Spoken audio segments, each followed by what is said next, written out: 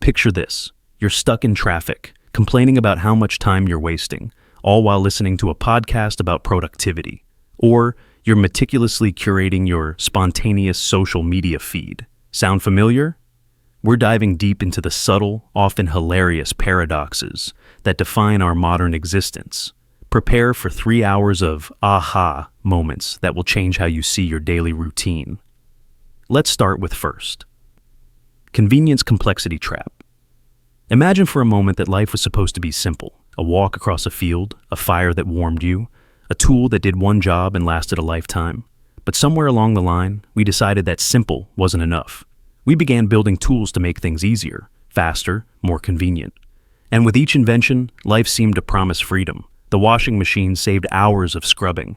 The computer promised to do calculations in seconds. The smartphone promised to put the world at our fingertips. But hidden inside this progress was a trap, a paradox. Because every tool we create to save us time slowly begins demanding more of it. And so, convenience turns into complexity. Think about the smartphone in your pocket. It was designed to simplify communication. A single device instead of letters, landlines, maps, cameras, and calendars. But now, that same device pulls you into endless updates, notifications, password resets, software glitches, and scrolling through feeds you never meant to open. The very tool meant to give you time back often consumes more than it saves. We are stuck maintaining the device that was supposed to maintain us. And this is not just about phones. It's about nearly every layer of modern life. Consider the car. It was supposed to free us from the limits of distance, a way to go where we wanted, when we wanted. But to own a car today is to manage insurance, maintenance, repairs, fuel prices, traffic jams, parking apps, and safety recalls. A symbol of freedom quietly becomes a chain of responsibilities. The convenience becomes a system, and the system begins to own you. Even in our homes, the convenience trap hides in plain sight. Smart devices promise comfort and control. Thermostats that learn your preferences, fridges that track your groceries, speakers that obey your voice. But soon, you are updating firmware, reconnecting devices to Wi-Fi, troubleshooting glitches at midnight because the lights won't turn off when you clap anymore. The house may be smart, but you are the one serving it, keeping it alive with your time and attention. This trap is ancient. Every tool solves one problem while creating another. Agriculture freed us from hunting, but chained us to the cycles of harvest, pests, and weather. Electricity banished the dark, but gave us power bills, outages, and dependency on a grid that can collapse. The internet gave us access to infinite information, but drowned us in noise, misinformation, and the anxiety of being always connected. Each leap forward carries a hidden cost. Complexity that grows until the promise of ease feels heavier than the burden it replaced. And here's the deeper truth. Complexity multiplies faster than convenience. Every time you add a new tool, you don't just add one more task. You add the task of maintaining the tool itself, updating it, learning its quirks, dealing with its failures. And because all tools now connect to one another, the failure of one can ripple through many. The phone won't connect to the Wi-Fi, so the thermostat won't adjust, so the lights won't turn on. So the smart home suddenly becomes darker than a cave. The convenience collapses, and what's left is frustration. Psychologists call this the paradox of choice. The more options you have, the less free you feel. But it goes further. The more conveniences you adopt, the less convenient your life becomes. We mistake tools for liberation, when in fact they are contracts. Every app you install, every subscription you accept, every device you bring into your home is a silent agreement. You will give me time now, and I will take more from you later. And almost always the contract favors the tool, not the user. Look at the workplace. Software meant to simplify projects ends up multiplying them. A team adopts one tool to manage tasks, then another to communicate, then another to track goals. Soon, employees spend more time updating dashboards and checking notifications than doing the work itself. The illusion of efficiency becomes the very reason for inefficiency. The tool designed to free us from chaos becomes the chaos. The irony is brutal. In chasing simplicity, we built the most complex civilization in history. In designing tools to save time, we left ourselves with less of it. The trap is not that we created these tools, but that we surrendered to them without limits. Because convenience is addictive. Once you taste ease, you crave more of it, and soon you cannot imagine life without the very systems that make it harder.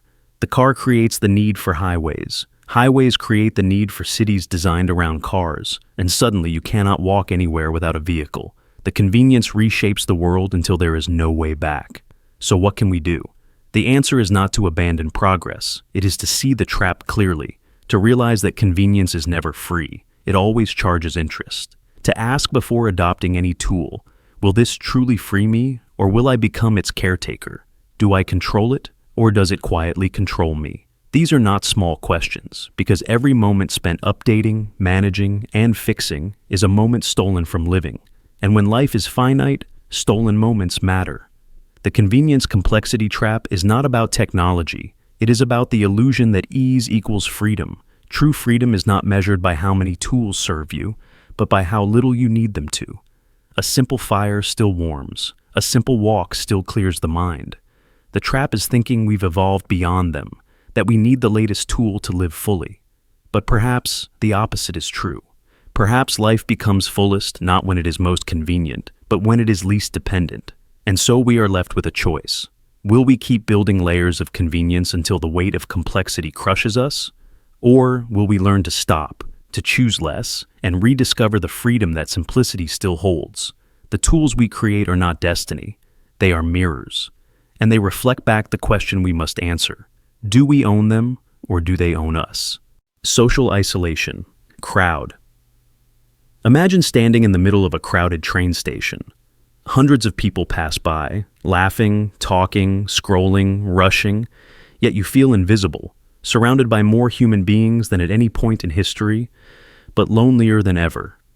This is the paradox of the modern age, social isolation in the crowd, a silent epidemic masked by constant connection, where human presence has been replaced by surface-level noise. And beneath that noise lies a hunger so deep it gnaws at our very sense of belonging. Why do so many feel this way? Because connection has become confused with contact. A like, a short text, or an emoji masquerades as intimacy, but it cannot replace the warmth of a shared glance, the reassurance of touch, or the raw vulnerability of face-to-face conversations. Think of the last time you sat in a cafe. Around you, friends might be sitting together, but their faces glow in the reflection of their phones. They're present in body, absent in spirit. This isn't companionship, it's parallel solitude. Technology promised us a bridge to others, yet it often builds invisible walls. Studies show that despite having hundreds of online friends, most people can count only one or two individuals they truly trust. The illusion of endless connection breeds a deeper emptiness because when everyone is within reach, no one feels fully there. Psychologists call it the loneliness paradox, constant connectivity coupled with emotional starvation. We are speaking more, but saying less, hearing more voices, but listening less. The effects of this isolation are profound. Loneliness is not just emotional, it is physical. Researchers discovered that prolonged loneliness impacts health as severely as smoking 15 cigarettes a day. The body interprets isolation as danger, flooding us with stress hormones, weakening immunity, and even accelerating aging. It is no wonder that in societies where connection is shallow and fleeting, depression and anxiety rise like shadows in the background. Think about city life. Millions packed shoulder to shoulder, yet silence dominates elevators, subways, and shared spaces. You may ride the same bus for years, sitting next to the same strangers, never once exchanging words. Compare that to ancient villages where survival depended on mutual reliance. Shared meals, shared work, shared rituals. These forged an invisible web of meaning that today's fragmented world often cannot replicate. We traded depth for speed, community for convenience. But this isn't only about screens or modern life. It's about the erosion of presence. Presence is not just being physically near someone, it is choosing to be fully with them. True connection requires vulnerability. It means risking silence, risking awkwardness, risking being known. And yet, most avoid this because it feels safer to hide behind curated images and carefully chosen words. The crowd gives us cover to disappear, to remain unseen while pretending to be engaged. Let's turn to a real-world example. Japan's phenomenon of hikikomori, where young people withdraw entirely from society. isolating themselves for months or years inside a single room. Though extreme, it is a mirror of a quieter, global retreat. Many are not physically isolated, but emotionally. They may go to work, attend parties, or scroll endlessly through feeds, but inside they feel just as withdrawn as someone behind a locked door. Social spaces become crowded deserts, full of bodies, starved of souls, or consider the workplace. Open offices were designed to increase collaboration, yet often they amplify isolation. Surrounded by colleagues, people wear headphones, send emails instead of speaking, and hide their true emotions behind professional masks. Studies show workers report higher loneliness in open offices than in private ones. The irony is clear. Even in spaces designed for togetherness, we retreat inward, craving genuine interaction, but fearing exposure. At the heart of this is a forgotten truth. Humans are wired for depth, not breadth.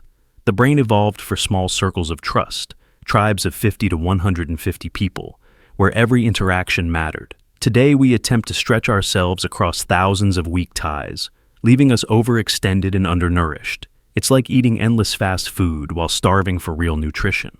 Our souls crave meals, not snacks. So, how do we reclaim presence in a world drowning in noise? It begins by recognizing the cost of substitution.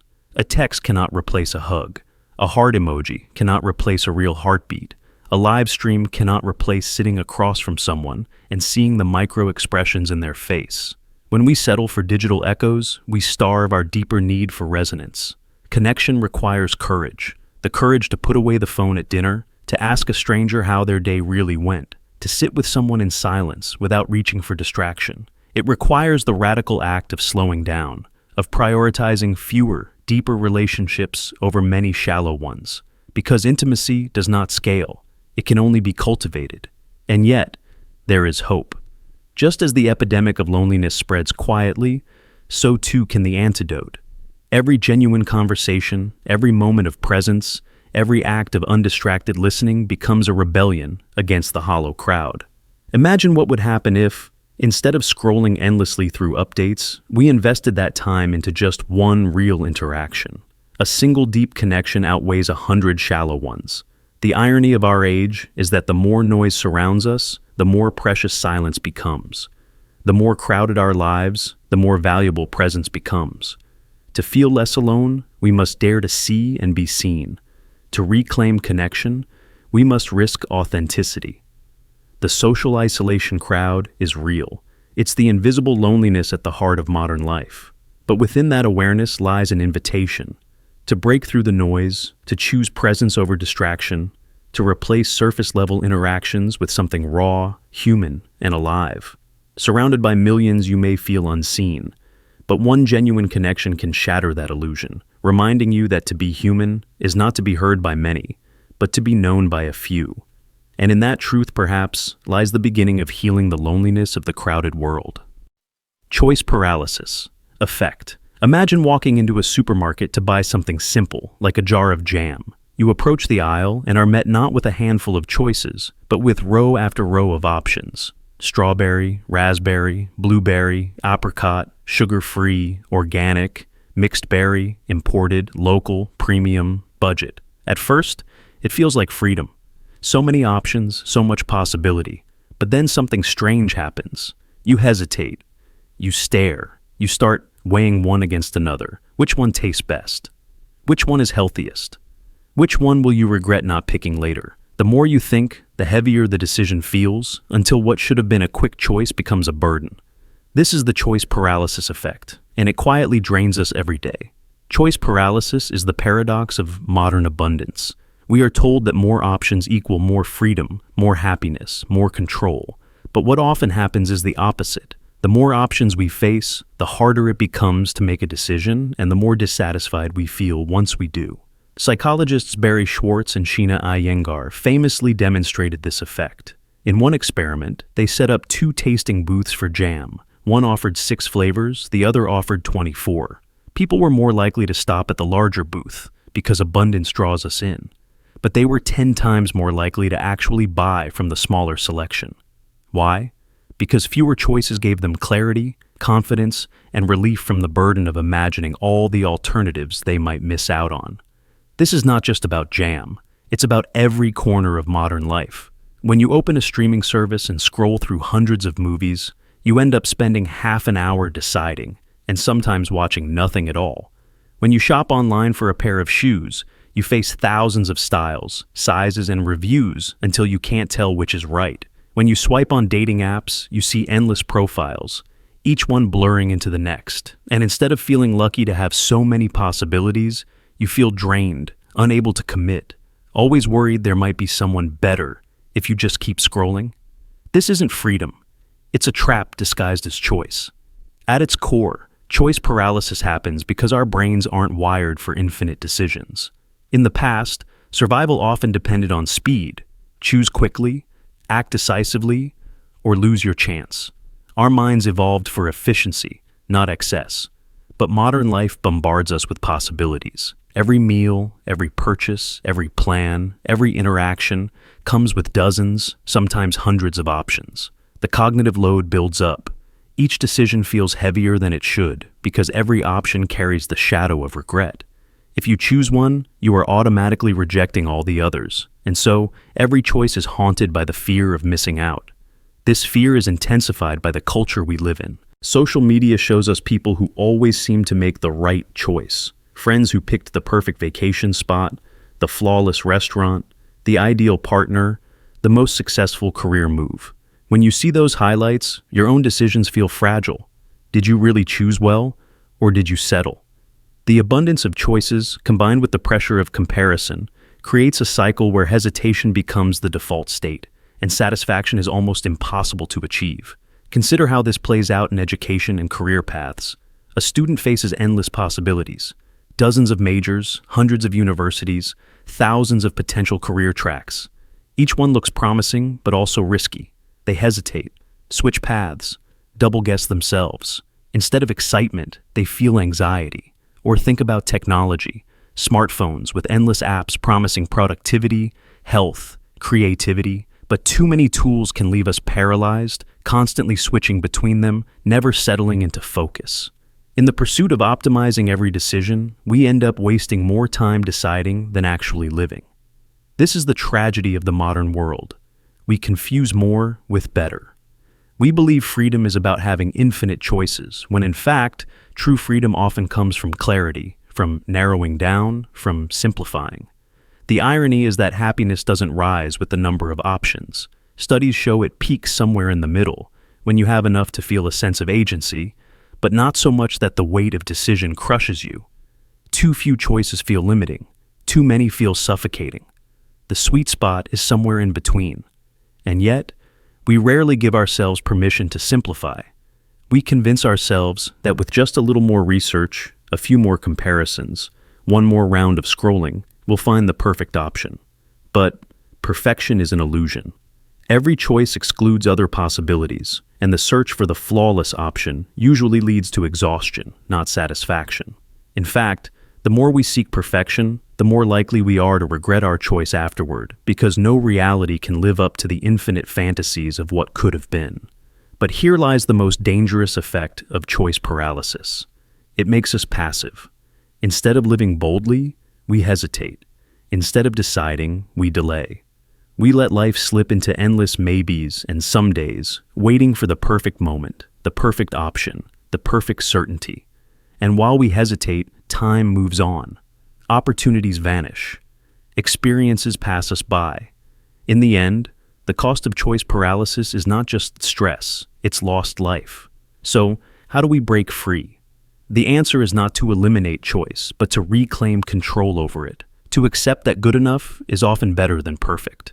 To realize that clarity comes not from endlessly searching for the best option, but from committing to one and making it meaningful. Sometimes, the power of a decision lies not in what you choose, but in choosing at all. Think of it this way. A life lived halfway, always hovering between options, is no life at all, but a life lived with decisions. Imperfect, flawed, human decisions create stories, memories, and momentum. The person who dares to choose creates a path. The person who waits forever at the crossroads, searching for the perfect road, remains stuck. The choice paralysis effect teaches us that too much freedom can imprison us. The way out is courage, courage to decide, courage to let go of alternatives, courage to live with imperfection. Because in the end, the most paralyzing choice of all is the one we never make. Productivity burnout loop. We live in an age that worships productivity. Every article, every app, every motivational post insists there is always a way to save more time, to squeeze out more efficiency, to eliminate every wasted second. We optimize our mornings with structured routines, automate our emails, plan our days down to the minute, and even use apps that track how long we spend on breathing exercises. At first, it feels empowering, like we're winning against time. But then something strange happens. The hours we save don't turn into rest, joy, or stillness. Instead, we spend them working even harder. The very time we wanted to reclaim gets reinvested into the same endless cycle of output. What was supposed to be freedom becomes a trap. This is the productivity burnout loop. Think about it. We buy faster laptops, but only to run more demanding software. We wake up earlier to seize the day, but instead of using those quiet hours for reflection, we fill them with work tasks. We answer emails on our phones while eating breakfast, convincing ourselves that it will free up the afternoon. Yet the afternoon fills with even more obligations. Each optimization creates more space, and that space is immediately colonized by more work. The paradox is brutal. The more efficient we become, the less free time we feel we have. Consider the rise of productivity culture in modern workplaces. Employees are urged to use project management tools, time-blocking systems, and productivity hacks. But instead of reducing workload, they create a new pressure to always prove that you are maximizing every second. A worker who finishes early is rarely told to rest. Instead, they are given more assignments. Saving time is not rewarded with freedom. It is punished with more responsibility. This is why burnout has become a silent epidemic. Not because people are lazy, but because they are too efficient. They have mastered the art of working themselves into exhaustion. The burnout loop is deeply psychological. Our brains mistake busyness for importance. When we check off tasks, our dopamine system gives us tiny hits of satisfaction. It feels addictive. But over time, the tasks multiply, and the satisfaction dwindles. It's like drinking salt water. Each sip promises relief but leaves you thirstier. People who are caught in this loop often cannot stop, even when they are exhausted. They tell themselves, if I can just finish this project, then I'll rest. If I can just hit this milestone, then I'll relax. But the finish line keeps moving, and rest is always postponed. Weeks turn into months, and suddenly life feels like a conveyor belt of endless obligations.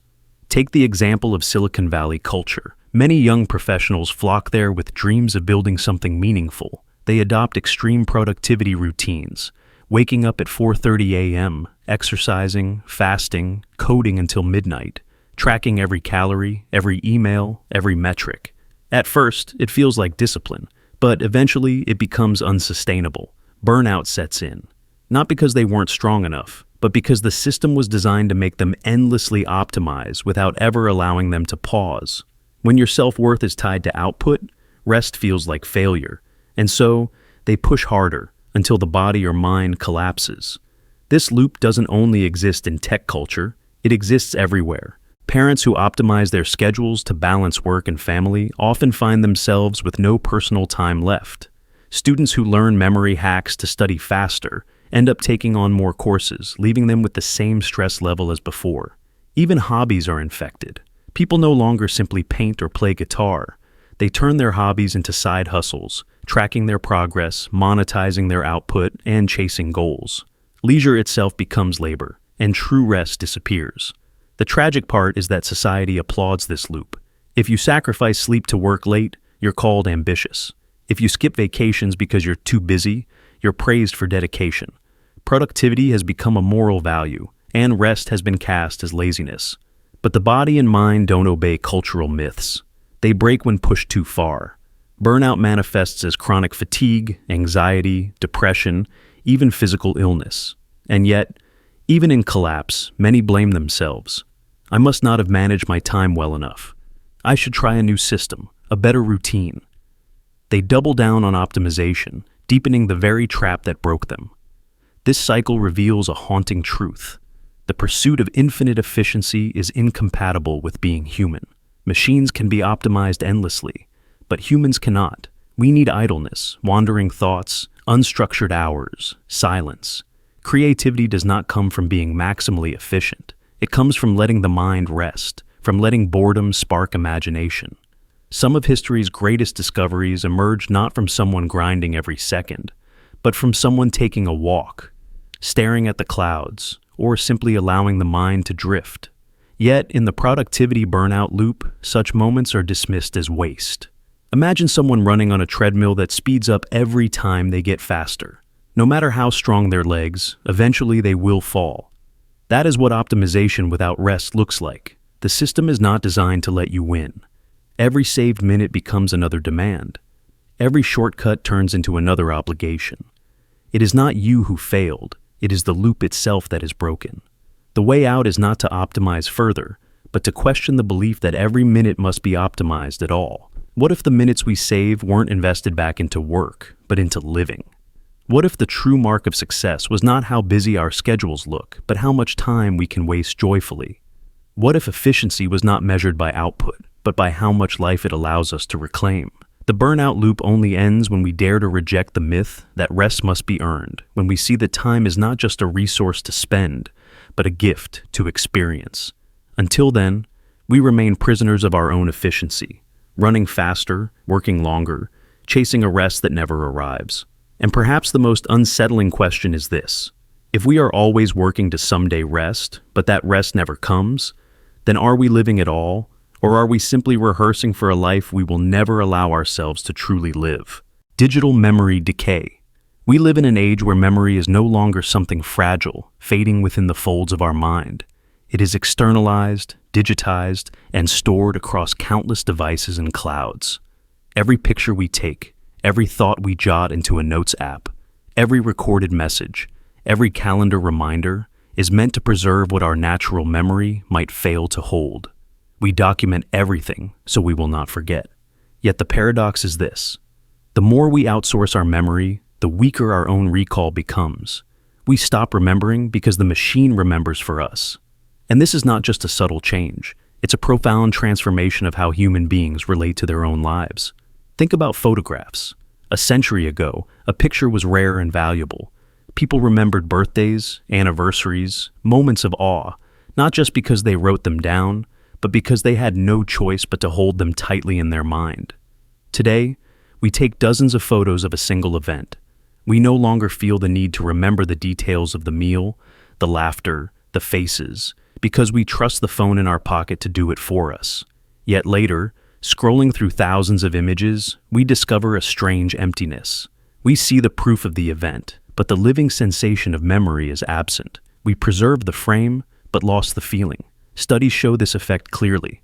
When people know they will have access to a digital copy, their brain does not encode the original information as deeply. Psychologists call this the Google effect, or digital amnesia. If you know the answer is a click away, why strain to remember it? If you know the photo is stored, why fix the details in your own mind? This outsourcing seems convenient, but it chips away at one of the most vital human faculties: the ability to hold the past as a living experience rather than a hollow archive. Consider how this plays out in daily life. You might remember a time when phone numbers were learned by heart. 10 digits, repeated until they fused with your memory. Now, most of us don't know even the numbers of those closest to us. The device has taken over that task, and our own memory has grown lazy, like an unused muscle. The same happens with directions. Once, you could recall how to get to a friend's house after 1 or 2 visits. Now, with GPS, you may drive there a dozen times and still be unable to navigate without your phone. Each reliance on the device is a subtle theft of your own ability to store and retrieve. The tragedy of this digital memory decay is not just the risk of losing access, though that is a danger too. Devices can break, accounts can be hacked, files can vanish with one corrupted drive or forgotten password. Entire years of a person's life can be erased in a blink, leaving them not only with no digital archive, but also with no organic memory to fall back on, because they trusted the external storage too completely. Imagine losing a decade of photos and realizing that your own recollection feels strangely blank, as though your mind deferred so fully to the machine that it never bothered to keep the details itself. That is not just data loss, it is identity loss. But even when the data is safe, the deeper decay is in our lived experience of memory. The human brain does not simply store like a hard drive. Memory is alive, flexible, reshaped each time we revisit it. It is through remembering that we construct meaning, build identity, and weave our sense of self. Outsourcing memory interrupts this cycle. Instead of remembering, we reference. Instead of reflecting, we search. Instead of reliving, we scroll. This subtle shift changes the texture of life itself. Moments become content. Experiences become files. We have the image, the note, the clip, but not the memory in its full human richness. Think of a family gathering. One person records everything on video, another snaps 100 pictures, and yet, in the act of recording, fewer actually live the moment. Years later, those recordings are there, but the actual warmth, the subtle exchanges, the quiet details are gone from the mind. We might even find ourselves remembering the photograph rather than the event, the artificial snapshot replacing the fluid human memory. This is the haunting irony. The act of recording to preserve may actually accelerate forgetting. The effect seeps into relationships as well. When people know their conversations are preserved in endless message histories, they engage differently. Instead of listening fully, they skim, knowing they can always scroll back. Instead of recalling a heartfelt exchange, they search keywords. What once required attention, presence, and memory now collapses into reference management. We risk building bonds not through living memory, but through archived text. And yet, memory is not just about recalling. It is about shaping who we are. To forget naturally is part of being human. The mind chooses what matters and allows the rest to fade. This selective decay is healthy, even essential. But what happens when we bypass that natural rhythm? When we accumulate everything but internalize nothing? We end up with a strange inversion, an excess of records and a poverty of memories. A person might hold terabytes of data about their own life, yet feel increasingly detached, unable to recall moments without consulting a device. It is worth asking, what does this mean for the future of identity? If our memories are stored externally, who are we when those systems fail? If our sense of self is scaffolded by devices, what remains when the cloud empties? These questions are not abstract. They cut to the core of human existence. We may wake one day and realize that our most intimate recollections are not truly ours, but borrowed, rented from fragile machines. And so, the paradox stands before us. We document everything so we will not forget. Yet in doing so, we are forgetting more. We believe we are securing our memories, yet we are eroding the very faculty that makes memory meaningful. The convenience comes at a hidden cost, a hollowing out of the inner archive that once defined us. The warning is not to abandon technology, but to recognize the danger of total dependence, to remember deliberately, to revisit experiences in the mind without always reaching for the screen, to exercise memory as one would exercise a muscle, because if we do not, it withers. The devices will continue to store, but only we can truly remember. And in the end, it is not enough to have the photo, the file, the note. It is the living memory that makes us human. Communication breakdown age. Imagine standing in a room filled with 1,000 voices all speaking at once. Every language, every tone, every intention layered on top of one another. That is our world today. We carry in our pockets the ability to connect across oceans in a second, to send words that arrive instantly, to see faces in real time from the other side of the planet. Never before has humanity had so many tools to communicate, and yet, never before has misunderstanding felt so constant, so sharp, so complete. We live in the communication breakdown age, an era where more connections often mean less clarity. Think about a single text message. No tone of voice, no facial expression, just words on a glowing screen. What was meant as a joke lands as an insult. What was meant as a quick reply feels like dismissal. A pause of minutes feels like rejection. And the conversation spirals, not because the words were wrong, but because the meaning was lost between the sender and the receiver. Multiply this by billions of messages every single day, and you begin to see the quiet fracture we are living inside. Social media intensifies this fracture. Posts are condensed into fragments, sound bites designed for speed, not depth. Context is stripped away, leaving only the most extreme interpretations.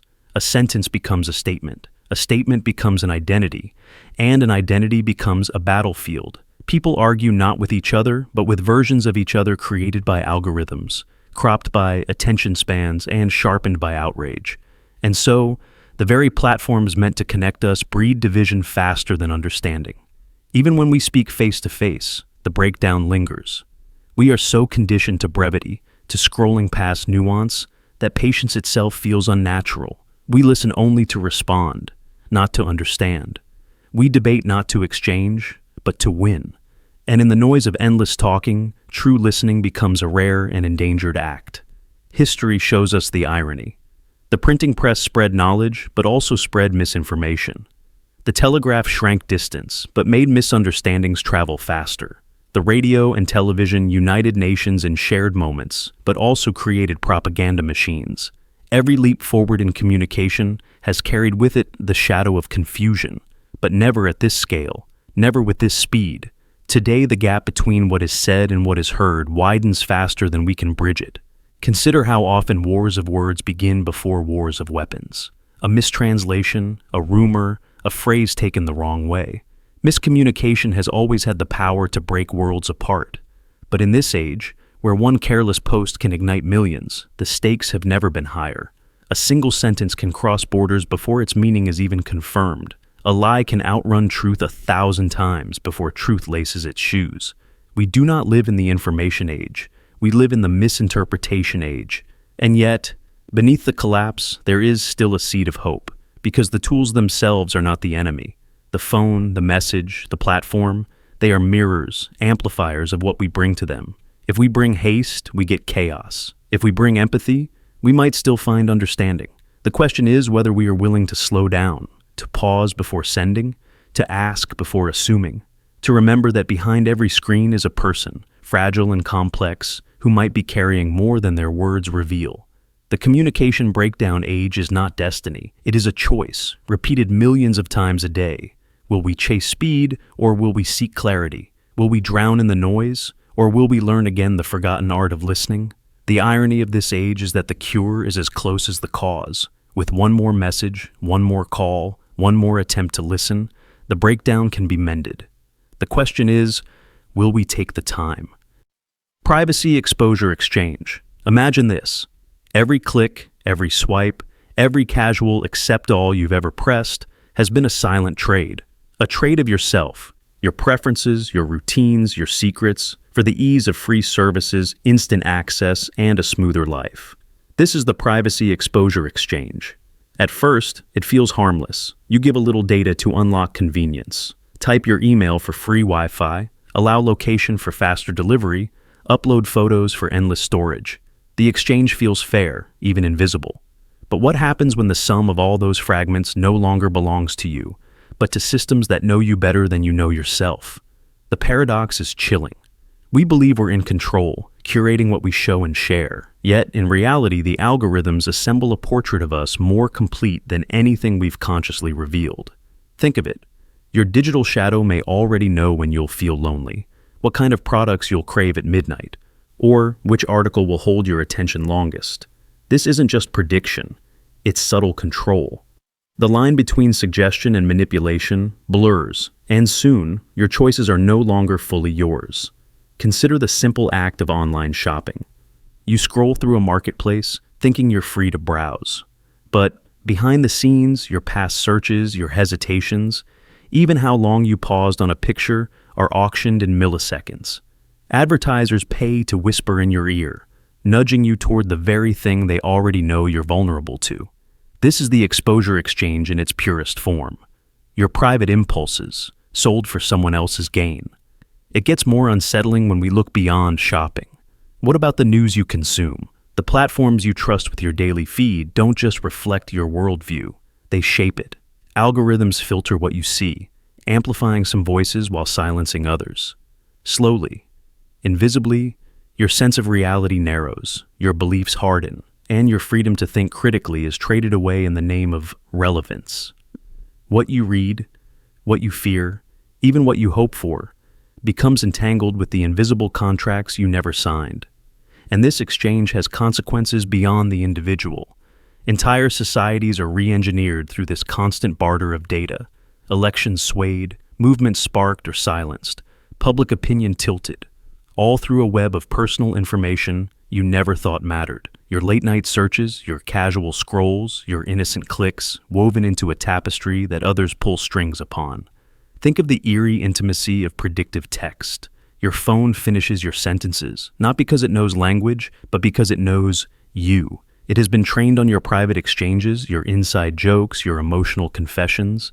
In chasing comfort, you've turned your privacy into a currency, and the trade has already been made. What's more alarming is how permanent these trades are. Data, once given, is rarely reclaimed. Even if you delete a photo or close an account, copies persist. Servers remember, caches hide, backups linger. In the digital world, forgetting is almost impossible. Meanwhile, your data circulates like currency, bought, sold, analyzed, and repackaged, long after you've moved on. You may forget, but the system never does. This raises the deepest question. At what point do we stop owning ourselves? When every choice we make is anticipated, when every secret is archived, when even our future behaviors are forecast like the weather, do we still own our identity? Or have we outsourced it to a world where our humanity is reduced to patterns, probabilities, and profit margins? The exposure exchange is subtle, seductive, and near impossible to opt out of, because the bargain always feels too convenient to refuse. Free apps, effortless directions, tailored playlists, flawless recommendations. Who wants to live without them? And yet, in this ease, a deeper unease grows, the sense that we are becoming transparent to systems we cannot see. While those systems remain opaque to us, there is still choice, but it requires awareness. It requires pausing before clicking accept all. It requires asking, what am I giving up in exchange for this comfort? Whose hands will my information pass through? And will the convenience I gain now be worth the control I lose tomorrow? The privacy exposure exchange is not a distant threat. It is happening now, every day, with every small decision we make in the digital world. The trade has already begun, and the cost is our sovereignty over who we are. The only question left is how much of ourselves we are willing to sell, before there is nothing left to reclaim. Self-help identity, loss. What happens when the pursuit of becoming better slowly erases who you already are? In today's world, self-help has become an obsession. Every book, every podcast, every influencer tells you that there's a new system, a new hack, a new mindset that will finally make you whole. At first, it feels empowering, progress, growth, transformation. But somewhere along the way, something insidious happens. You start to lose sight of the person you were before you began fixing yourself. You wake up not thinking about who you are, but about who you should be. You measure yourself not against your own values, but against checklists, routines, and endless comparisons. And the more you try to upgrade, the more broken you feel, because self-help often begins with the assumption that you are not enough, that you must be fixed, that your life is a problem to be solved. Think about it. You read a book on productivity. It tells you you're wasting your time. You watch a video on confidence. It tells you you're insecure. You scroll through motivational content. It tells you you're not pushing hard enough. In the quest to improve, you are constantly reminded of everything you lack. And the cruel irony is that even if you fix one thing, there's always another weakness to chase. The cycle never ends. It's like renovating a house but never stopping to live in it. Every room you fix only reveals another flaw. The foundation itself begins to feel unstable. You forget what the house originally looked like, what made it a home. In the same way, relentless self-improvement can strip away your natural quirks, your messy individuality, the unpolished parts of you that make you, you. And here's the darker side. The more identities you try on, the more you forget your own. 1 month you're following the philosophy of Stoicism. The next month, you're obsessed with biohacking. The month after, you're adopting someone's 4 a.m. morning routine. You become a collage of borrowed systems, borrowed voices, borrowed lives. But in the process, your authentic self fades like an old photograph. This is the paradox of self-help. The very thing that promises freedom often cages you in. You think you're breaking limitations, but really you're trading one identity for another, endlessly. You think you're finding yourself, but with every new rule, you lose another piece of what was once natural, spontaneous, alive. Does that mean growth is bad? No. Reflection, change, and striving can be powerful, But growth without grounding is dangerous. Improvement without self-acceptance is empty. You cannot build a higher self on top of a hollow core. True transformation doesn't mean replacing yourself. It means deepening into who you already are. The real question is this: who were you before you thought you needed fixing? Before the noise of gurus, the pressure of routines, the constant self-measurement? What parts of you felt effortless, alive, unashamed? Those are the pieces worth protecting. Those are the parts self-help should strengthen, not erase. Because maybe the point is not to endlessly chase some ideal self, but to remember the raw one that's been buried under layers of shoulds. Maybe the bravest act of self-help is not reinventing yourself over and over, but choosing to stop, breathe, and simply be. Health obsession, decline. We are told that health is the ultimate currency of life. Eat clean, sleep well, exercise daily, avoid toxins, avoid sugar, avoid stress. The message is clear. If we just follow enough rules, if we just optimize every choice, then we can outrun sickness, aging, even death itself. But when health becomes an obsession, the pursuit itself turns toxic. The very act of chasing perfect health begins to erode the very thing it promised to protect. This is the paradox of the health obsession decline. At first, it seems harmless. Someone begins cutting out junk food, going to the gym, and tracking their steps. But soon, the lines blur. A desire to eat better becomes a fear of bad foods. A commitment to exercise becomes guilt for missing a single workout. A focus on rest turns into an anxiety spiral about sleep quality. Every choice carries the weight of consequence, until life feels less like living and more like constant self-surveillance. The stress of trying to be perfectly healthy slowly undermines the body, creating fatigue, tension, and mental strain far worse than what the original habits sought to fix. Consider the rise of orthorexia, a term describing the obsession with pure eating.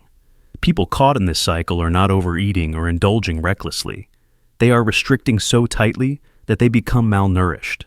They refuse social dinners, avoid any food they didn't prepare themselves, and spend endless hours researching what is safe. Ironically, their obsession with eating right leads to physical weakness, social isolation, and mental distress. The pursuit of perfect health in this case becomes its own form of illness. Modern technology has only magnified this decline. Fitness trackers buzz when we don't hit enough steps. Sleep apps judge the quality of our dreams with color-coded scores. Online wellness influencers prescribe endless rules. Drink this, avoid that, detox, fast, stretch, supplement. But the more we measure, the more we stress. Someone may get 8 hours of sleep, but if their app says it wasn't deep enough, they wake up anxious. Someone may eat a balanced meal, but if it doesn't fit the latest dietary trend, they feel guilty. Health becomes a prison of metrics, not a state of balance. Think about diets. Low carb, keto, paleo, intermittent fasting. Each promises longevity, focus, and vitality. But for many, the constant switching, the endless rules, the guilt of slipping, is far more damaging than simply eating with moderation. The body is resilient, but the mind buckles under the weight of relentless restriction. Stress hormones spike when eating becomes a battlefield, and stress itself is one of the most destructive forces against human health. In trying to control everything, people create the very imbalance they sought to prevent. This obsession is not only personal, it's cultural. Billions are spent on supplements, superfoods, biohacking, miracle routines. We are sold the idea that health is a puzzle with infinite pieces, and if we just buy the right one, we'll finally be complete. But the truth is uncomfortable. Health has always been about balance, not perfection. The healthiest cultures in the world, the Mediterranean villages, the Japanese islands, do not live by rigid rules. They eat simply, walk daily, spend time with family, and allow joy to exist alongside discipline. Their health comes from living, not from obsessing. The decline shows itself most cruelly in the mind.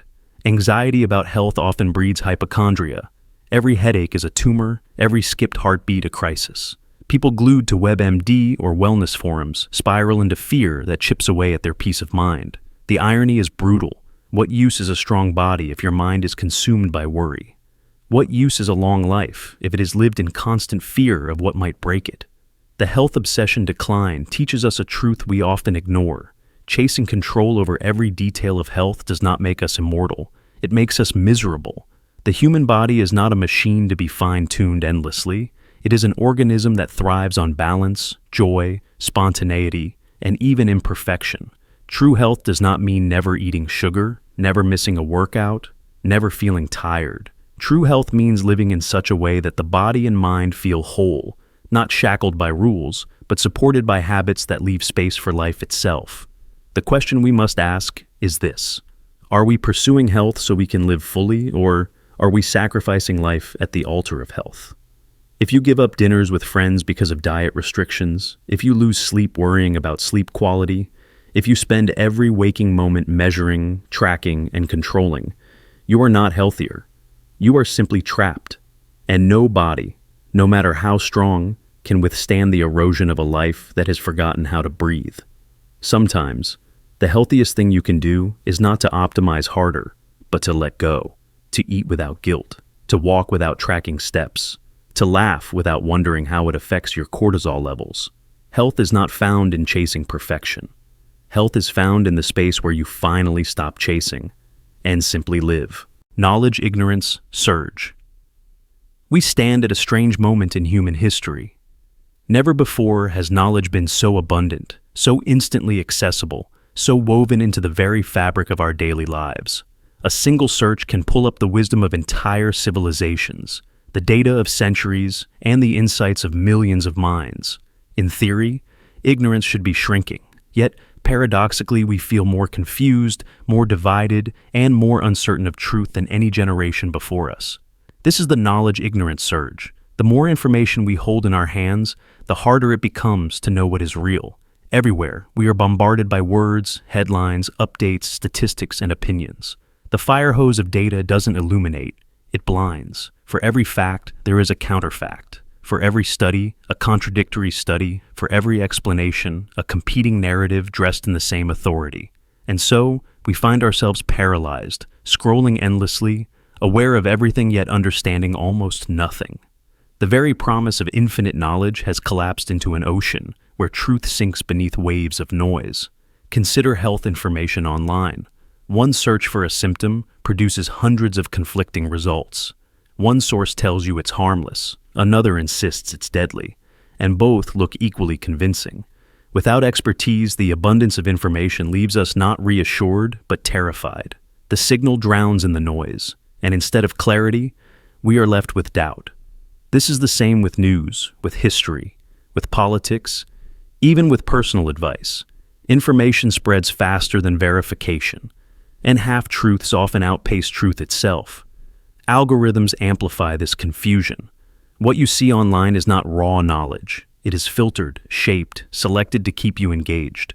Your search results are not neutral windows into reality, but mirrors bent to reflect what will keep your attention. In this way, knowledge fragments into personalized realities. Two people can look at the same event and walk away convinced of entirely opposite truths, each with mountains of evidence on their screen. Information becomes a battlefield where facts are weapons, and reality itself becomes contested. The tragedy is that most people don't realize how much this weakens genuine learning. When knowledge was scarce, truth had to be sought with effort.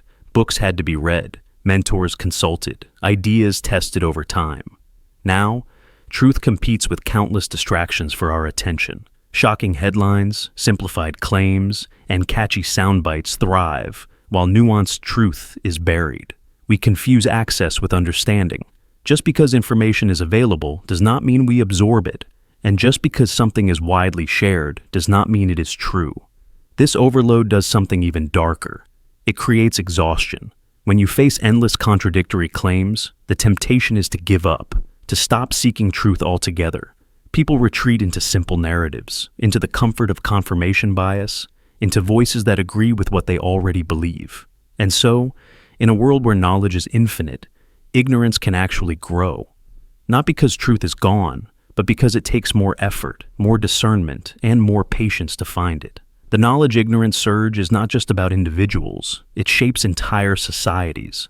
Democracies depend on an informed citizenry.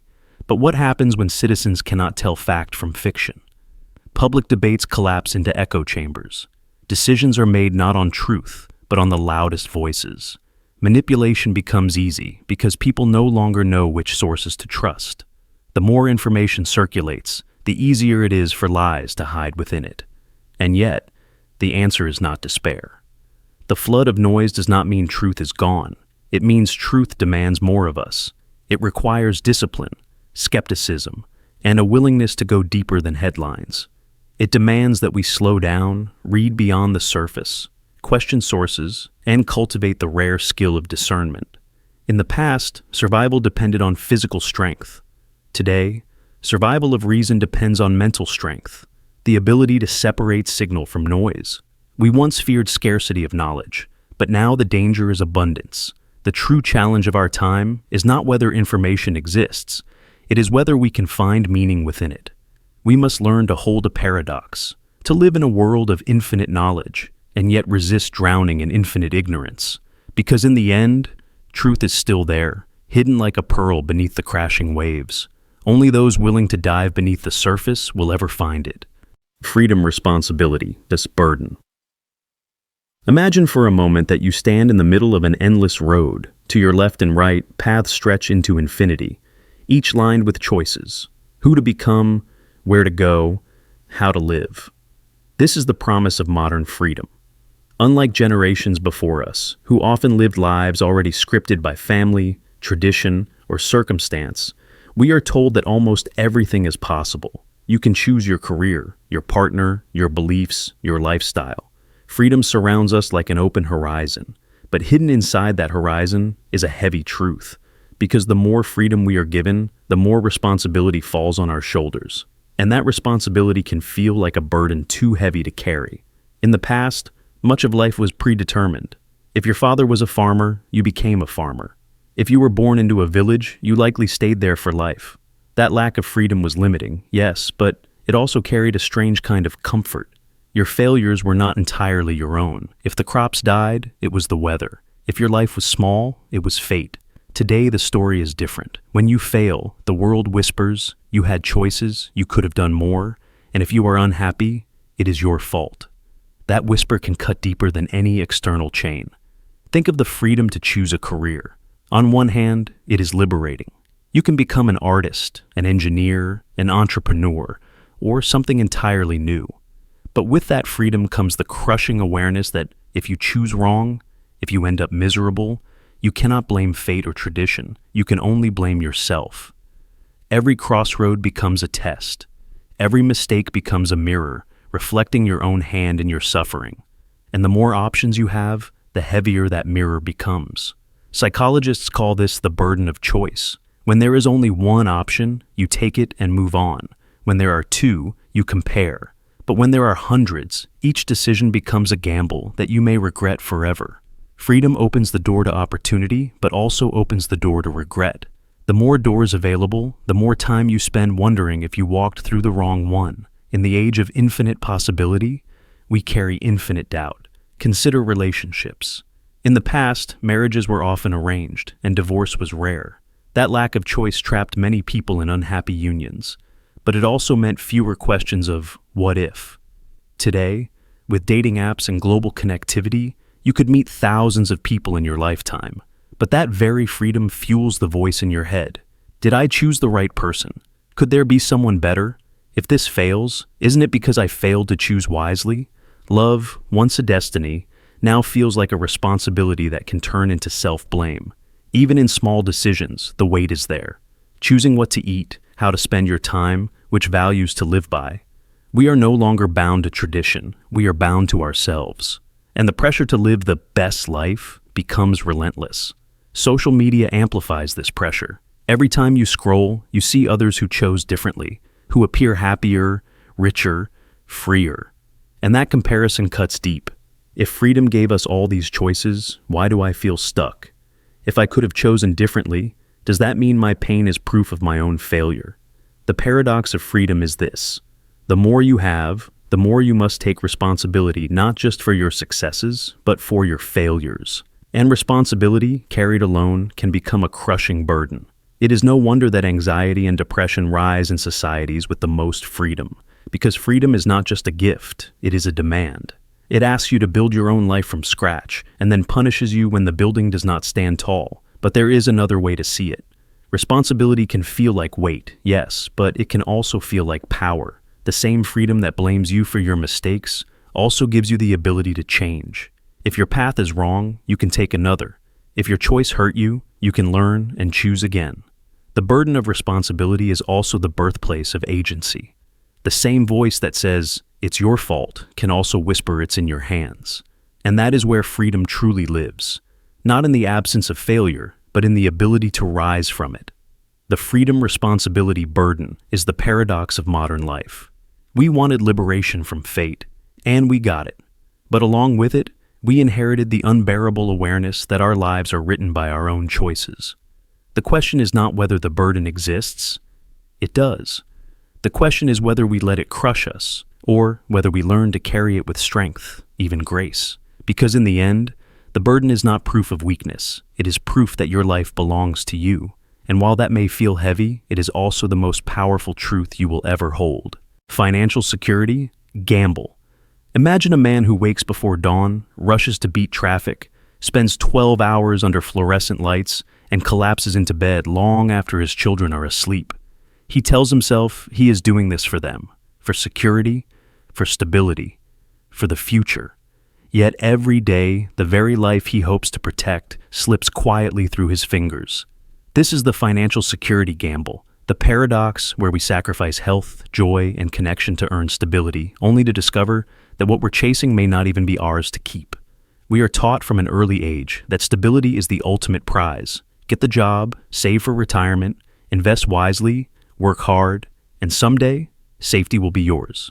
But this dream often demands a trade: your time, your energy, your relationships, even your body. Think of the worker who ignores chest pain to finish one more project, the parent who misses birthdays for late-night meetings, the couple whose marriage erodes under the constant weight of financial stress. They may achieve financial comfort, but at what cost? What good is security if you are too sick, too lonely, or too broken to enjoy it? The gamble is built on a dangerous illusion that money alone guarantees safety. In reality, stability is fragile. A sudden illness, a layoff, an economic collapse can dismantle years of sacrifice in an instant.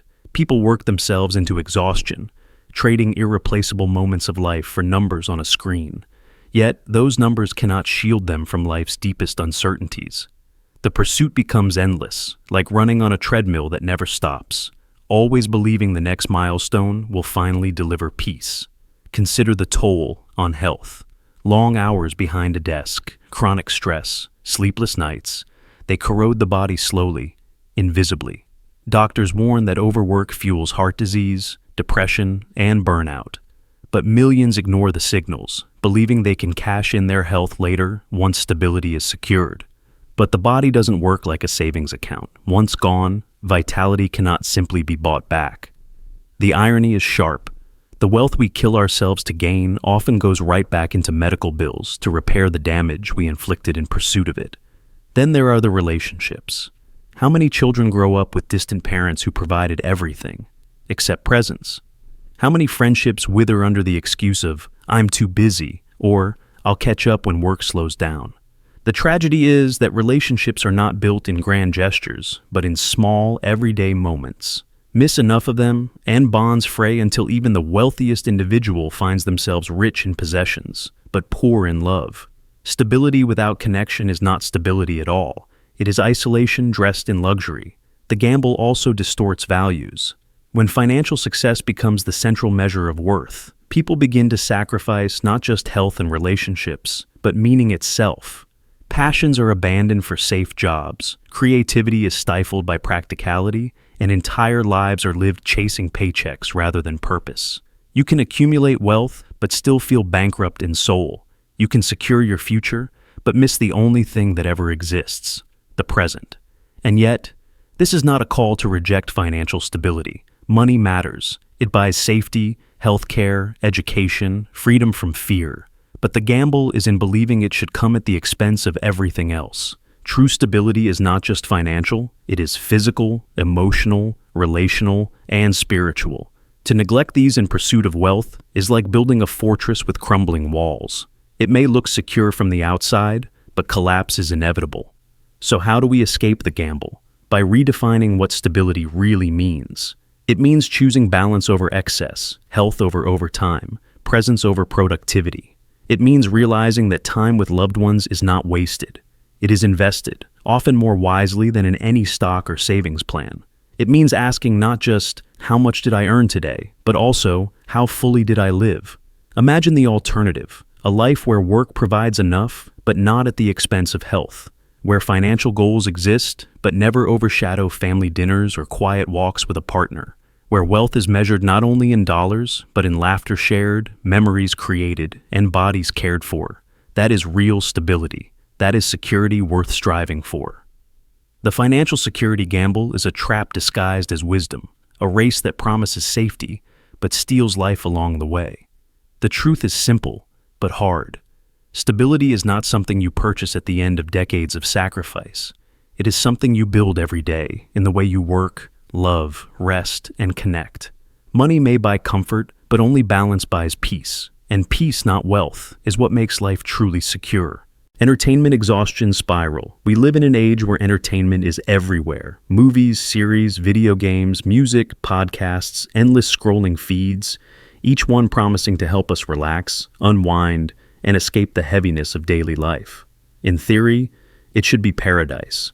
Never before has a generation had so much access to distraction and comfort at their fingertips. But here's the irony. The more entertainment we consume, the more exhausted we seem to feel. We call it relaxation, but it often leaves us drained. This is the entertainment exhaustion spiral. At first, it feels harmless. You finish a long day and tell yourself you'll watch one episode of a show, but then autoplay takes you further.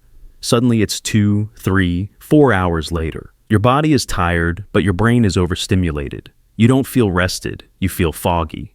Or you pick up your phone for a quick scroll. 10 minutes turn into an hour. You laugh at a few memes, maybe watch a short clip that makes you smile. But once you put the phone down, instead of feeling recharged, you feel heavy, restless, strangely empty. The very tools designed for leisure leave you needing even more recovery. The exhaustion spiral works like this. Modern entertainment floods our senses with constant novelty. Every video, every highlight reel, every notification is designed to keep us hooked. But our brains aren't designed for that level of stimulation in such concentrated bursts. Entertainment no longer gives us gentle rest. It hijacks our attention.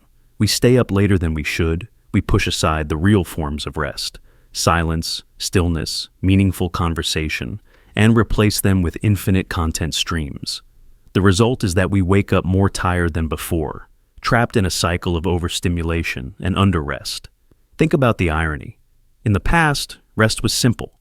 Sitting by a fire, telling stories, listening to music played live in the room, or going for a walk. These moments restored energy because they were slow, human, grounding. Today, when we rest, we often do it by throwing ourselves into hyperspeed stimulation. Flashing lights, rapid edits, endless feeds of new images. Our brains confuse stimulation with restoration, but the truth is they are not the same. Stimulation keeps us alert, restless, waiting for the next hit of novelty. Restoration allows us to sink, to release, to reset. The spiral deepens because we often mistake exhaustion for boredom. After hours of scrolling or streaming, we feel heavy, so we assume we need more entertainment to recharge. So we keep consuming. But this only digs the hole deeper. More stimulation, less restoration. More entertainment, less energy. Like drinking salt water to quench thirst, the cure only worsens the sickness. And the consequences aren't just personal fatigue, they're cultural. We've grown used to living in a state of half rest, half distraction. We feel too tired to read, too tired to call a friend, too tired to go for a walk, too tired even to enjoy the art we claim to love. Entire albums go unlistened. Books sit unopened. Games are left unfinished because our energy is scattered across endless microdoses of shallow entertainment. We're drowning in content, but starving for depth. Psychologists call this decision fatigue and overstimulation burnout. But on a deeper level, it's a spiritual problem. Rest has become performance. Even our downtime is optimized, curated, made efficient. We binge watch because it feels like the quickest way to unwind. We scroll because it fills every gap of silence, but the silence itself is what we're missing. Without it, we never truly rest. And here's the painful truth. Most of us don't even know what genuine rest feels like anymore. We confuse numbing with healing. We confuse distraction with recovery. But recovery is slow. It asks us to sit still, to face ourselves, to step away from the constant hum of stimulation. That kind of rest doesn't look flashy. It doesn't autoplay. It doesn't buzz in our pocket. But it's the only kind that gives back more than it takes. So, the entertainment exhaustion spiral is not about entertainment itself. It's about the way we consume it.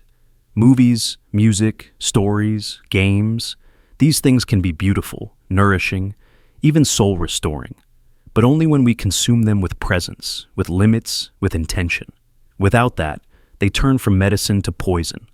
The spiral can be broken, but only if we dare to step outside it, to close the app, to turn off autoplay, to choose depth over endless novelty, to rediscover that rest is not about drowning in options. It's about finding space, silence, stillness, slowness, the things that don't demand your attention but allow you to return to yourself. Because the truth is this, entertainment can distract us, but it cannot heal us. And if we're not careful, the very things we turn to for rest will be the things that keep us from ever truly finding it. Social comparison trap. We live in a world where connection is instantaneous. At any moment, with just a tap, we can see into the lives of thousands of people, friends, strangers, celebrities. It feels like progress, like humanity has woven itself into a single web of shared experience. But behind that promise of connection lies a hidden poison: comparison. Every scroll is a scoreboard, every photo a reminder of what we don't have, every like a measurement of worth. This is the social comparison trap, and it has quietly rewired the way we see ourselves. Think about how subtly it works. You open an app to pass a few minutes, and within seconds, you're confronted with curated highlights of other people's lives. A friend on vacation in Greece, a colleague announcing a promotion, a stranger posting their perfect workout body. It looks harmless, just pictures, just updates, but the brain doesn't process it neutrally. Instead, it turns every post into a reflection. Why am I not traveling like that? Why haven't I achieved that? Why don't I look like this?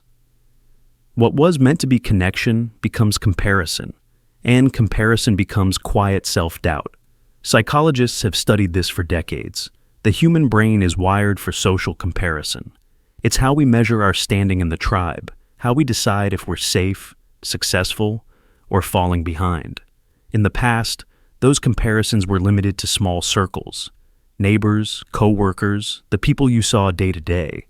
But social media has broken those boundaries. Now you're comparing yourself to millions, including people whose lives are not just different, but manufactured for display.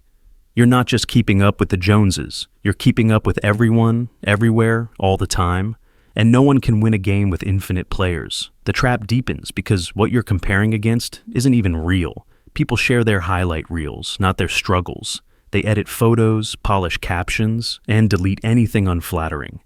Yet, when we look at these images, we forget the editing, and our brains register them as truth. The result is a distorted reality where everyone else seems happier, wealthier, healthier, more loved. Meanwhile, your own life, with its flaws, frustrations, and quiet moments, feels inadequate. The tragedy is that the comparison isn't with reality at all. It's with a fantasy that was never real to begin with. Consider the impact on young people. Studies show that teenagers who spend more time on social media report higher levels of anxiety, depression, and body dissatisfaction. They are growing up with a constant scoreboard in their pocket, a mirror that reflects not who they are, but who they're not. Imagine trying to form your identity while being bombarded every day with reminders that someone your age has more followers, better clothes, a more aesthetic life. It's no wonder self-esteem collapses under the weight of endless comparison. But it's not only teenagers, it affects adults too. A new parent scrolling through posts of families who seem perfectly composed may feel like a failure. A professional seeing peers post about promotions may feel behind, even if they are successful by any reasonable measure. Social comparison steals contentment, not by taking anything away, but by shifting perspective. Suddenly, what you have feels smaller, simply because you see someone else with more. The irony is that the platforms thrive on this trap. Social media algorithms amplify content that provokes emotion, and comparison fuels some of the strongest emotions: envy, pride, insecurity, desire. The more you feel them, the more you engage, and the more data and profit the platforms generate. The scoreboard is not accidental, it's the business model. Every like count, every follower tally, every view number is designed to keep you measuring, checking, scrolling. You are not just the user, you are the product, locked in a cycle of endless self-comparison. Breaking free from this trap is not simple, because comparison is part of human nature. But the first step is awareness. Realizing that what you see is not truth, but performance. Realizing that numbers on a screen do not measure your worth. Realizing that someone else's highlight does not make your daily life less valuable. True connection, the kind that nourishes, comes not from competing, but from sharing honestly, from being present with others without the scoreboard in the background. The question we must ask is this: are we using social media, or is it using us? If every time we connect we feel smaller, lonelier, less worthy, then connection has lost its meaning. We were promised closeness, but what we got was comparison. And perhaps the most haunting part of all is this: while we are busy measuring ourselves against strangers on a screen, the real moments of our own lives slip quietly by, unnoticed, unappreciated, unshared with the people who truly matter. So, maybe the way out is not to disconnect completely, but to reclaim the purpose of connection. To remember that life is not a scoreboard, but a story. And no story is made richer by comparing its chapters to someone else's. The social comparison trap will always be there, waiting with every scroll. But freedom begins the moment you decide not to play the game. Overplanning chaos effect. We live under the illusion that control is safety, that if we plan enough, prepare enough, map out every variable, then chaos will never touch us. We write schedules, plot timelines, create backup plans for the backup plans. We micromanage tomorrow in the hope of avoiding disaster. Yet, the paradox is merciless. The more rigid the plan, the more fragile it becomes. Life does not bend to blueprints. It breaks them. And when it does, the very structure meant to protect us collapses into the chaos it tried to prevent. Consider the student who plans every hour of study for months, believing they have mastery over the exam. The day arrives, and one unexpected question shatters their certainty. Because the plan had no space for the unknown, the disruption feels catastrophic. Or the company that spends years building a flawless strategy, only to be undone overnight by a sudden crisis, an economic collapse, a pandemic, a shift in technology. All their careful preparation becomes a brittle cage that fails at the first tremor. This is the overplanning chaos effect. When plans are too rigid, they do not shield us from uncertainty. They magnify its impact. Life is unpredictable by nature. To deny this is to fight against the current of existence itself. The more detailed our scripts, the less prepared we are for improvisation. The more we cling to certainty, the more devastating surprise becomes. It is not that planning is wrong, it is that obsession with control blinds us. We forget that the unexpected is not an interruption of life, it is life. We mistake structure for stability, and when reality cracks it open, we feel lost. Like a tightrope walker who memorized every step but never learned how to regain balance, we tumble the moment the rope shakes. Psychologists call this rigidity the planning fallacy. We consistently underestimate how many things can go wrong, how many variables lie beyond our reach. We imagine a straight line when life is closer to a storm. Our minds crave order, but the universe thrives on disorder. And when the storm inevitably comes, it exposes how shallow our control truly was. Think of personal relationships. Someone may script exactly how a conversation will go, what they will say, how the other person will respond. But when the other reacts differently, angry, hurt, distant, the plan crumbles, leaving panic in its wake. The attempt to control the uncontrollable only fuels disappointment. Instead of flowing with reality, we try to trap it, and in doing so, we break ourselves against it. The deeper danger is that overplanning robs us of presence. When we focus too much on the next step, we forget to live this one. We are rehearsing for a future that may never come, preparing for a moment that will not unfold as we imagine.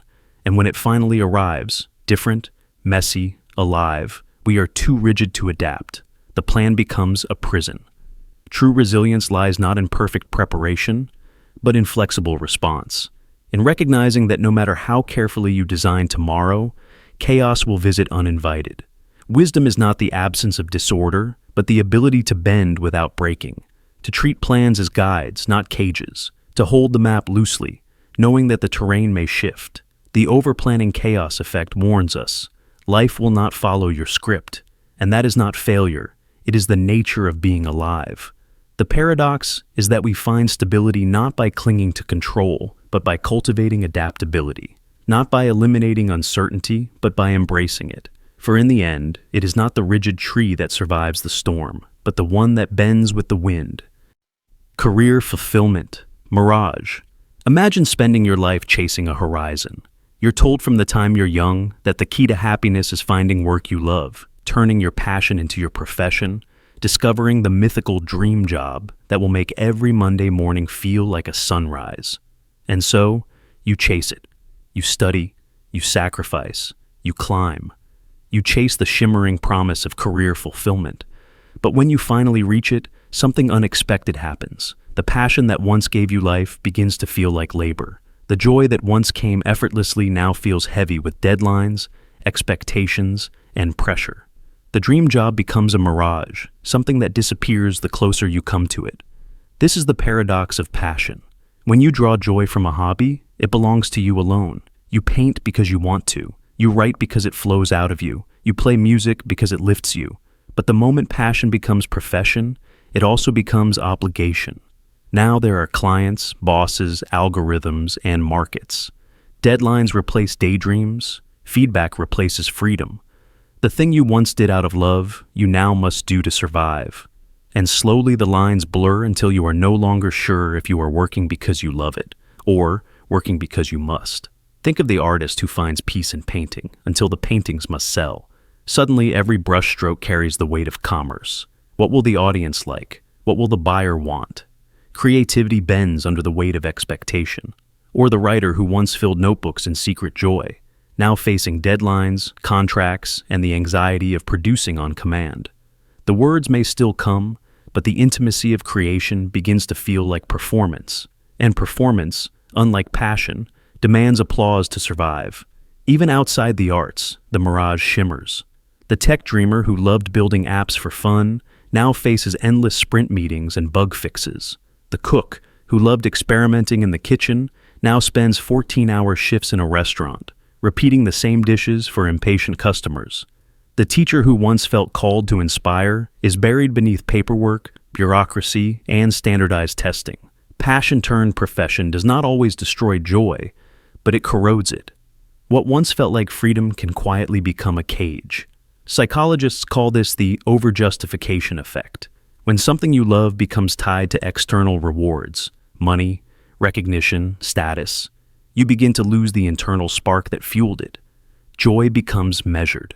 Creativity becomes calculated. And soon you no longer do the thing because it fills you. You do it because you must.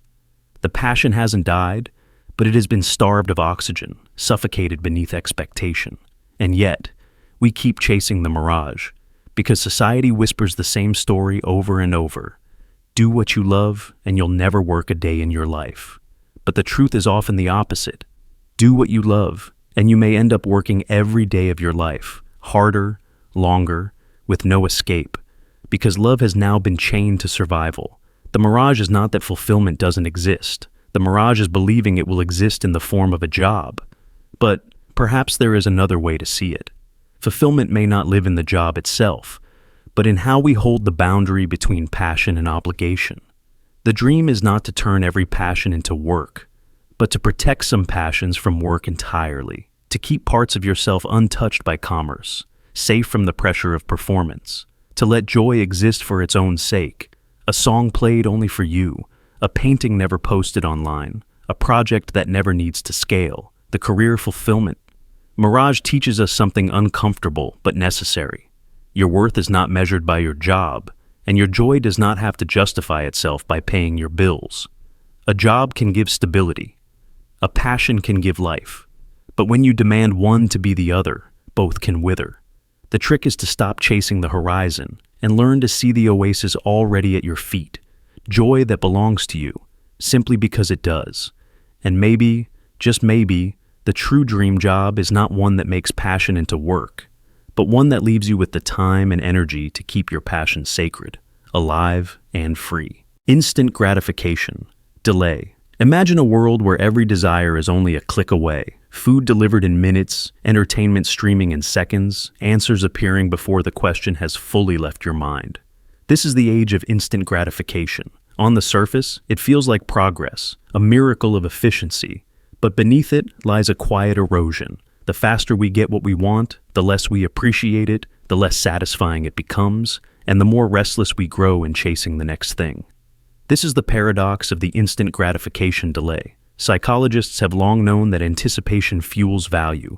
The waiting, the effort, the journey toward a goal, all of these amplify the reward. Think of a child saving coins for months to buy a toy, finally holding it in their hands with a sense of triumph. Now, compare that with a toy arriving the same day from a quick online order. Which one is cherished longer? Which one is remembered? The difference is not in the object, but in the struggle, the patience, the story attached to it. Remove the delay, and you flatten the meaning. This is why so many of the pleasures we consume vanish almost as soon as they arrive. A fast-scrolling feed floods us with images, jokes, and news, each amusing for a second, forgotten the next. Streaming platforms autoplay the next episode before we've even processed the last. Apps reward us instantly for likes, comments, and clicks, conditioning us like lab rats pressing a lever for sugar. The result? We are surrounded by stimulation, but starved for satisfaction. The irony is that the very speed meant to save us time ends up stealing our depth. When a song takes effort to discover, when a meal takes hours to prepare, when a relationship takes months to build, it embeds itself in memory. It matters. But when everything arrives instantly without cost, it slips through our fingers like water. We binge, we scroll, we consume, but rarely do we savor. Consider how technology has rewired even our patience for progress. Once, people waited weeks for letters, years for scientific breakthroughs, decades for careers to bear fruit. Today, impatience brews if a video takes more than 3 seconds to load. But in this demand for immediacy, we trade resilience for fragility. We lose the strength that comes from enduring, waiting, striving. We forget that the richest rewards of life often lie just beyond discomfort. Think of relationships. Swipe-based dating offers instant introductions, thousands of options at your fingertips. But what happens to commitment when every connection feels replaceable? Compare this to love that grows slowly, born of long conversations, awkward silences, shared struggles. One path delivers quick excitement, the other lasting depth. Which one are we unconsciously teaching ourselves to abandon, or take learning itself? In the past, knowledge demanded long hours in libraries, mentors, and deliberate practice. Today, answers are immediate, summarized, bite-sized, algorithm-fed. Convenient, yes. But in losing the process of searching, we lose the patience to wrestle with complexity. Instant answers leave us informed, but not wise, filled with data, but lacking the depth that comes from wrestling with uncertainty. The instant gratification delay doesn't just steal meaning, it breeds emptiness. The quicker the reward, the shorter its lifespan. The brain, flooded with dopamine bursts, adapts. What once thrilled us now barely registers, demanding more and faster stimulation to achieve the same effect. Like addicts, we escalate, but never arrive. Our lives become a chase without a destination. But here lies the deeper tragedy. When everything is immediate, we forget how to wait for what truly matters. Health cannot be built instantly. Wisdom cannot be downloaded. Trust cannot be rushed. Love cannot be streamed on demand. The most important things in life are forged in time, struggle, and delay.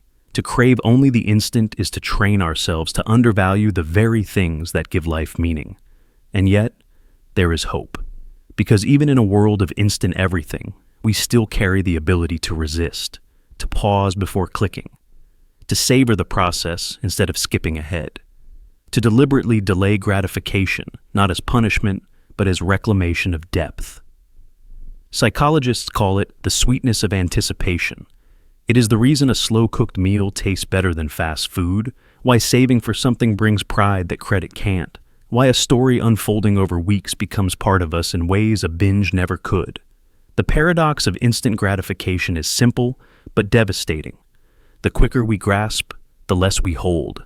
The faster we consume, the emptier we feel. But if we can rediscover the value of delay, the patience to wait, the discipline to earn, the courage to endure, then satisfaction returns, deeper and longer lasting. The delay, once rejected, becomes the very ingredient that transforms fleeting pleasure into lasting fulfillment. Because in the end, the richest joys of life are not those delivered instantly. They are the ones we fight for, wait for, and grow into. They are the ones that remind us that meaning cannot be microwaved. It must be simmered, savored, and lived. Minimalism, consumerism, twist. We live in a world where even simplicity has been turned into a product. Minimalism, once a philosophy about stripping life down to what matters most, has been captured and reshaped by consumer culture into something else entirely. What began as a rejection of excess has become an industry of its own, an endless cycle of purchasing new things in order to live with fewer things. We call it minimalism, but in practice it often looks like consumerism, wearing a cleaner, whiter outfit. Think about it.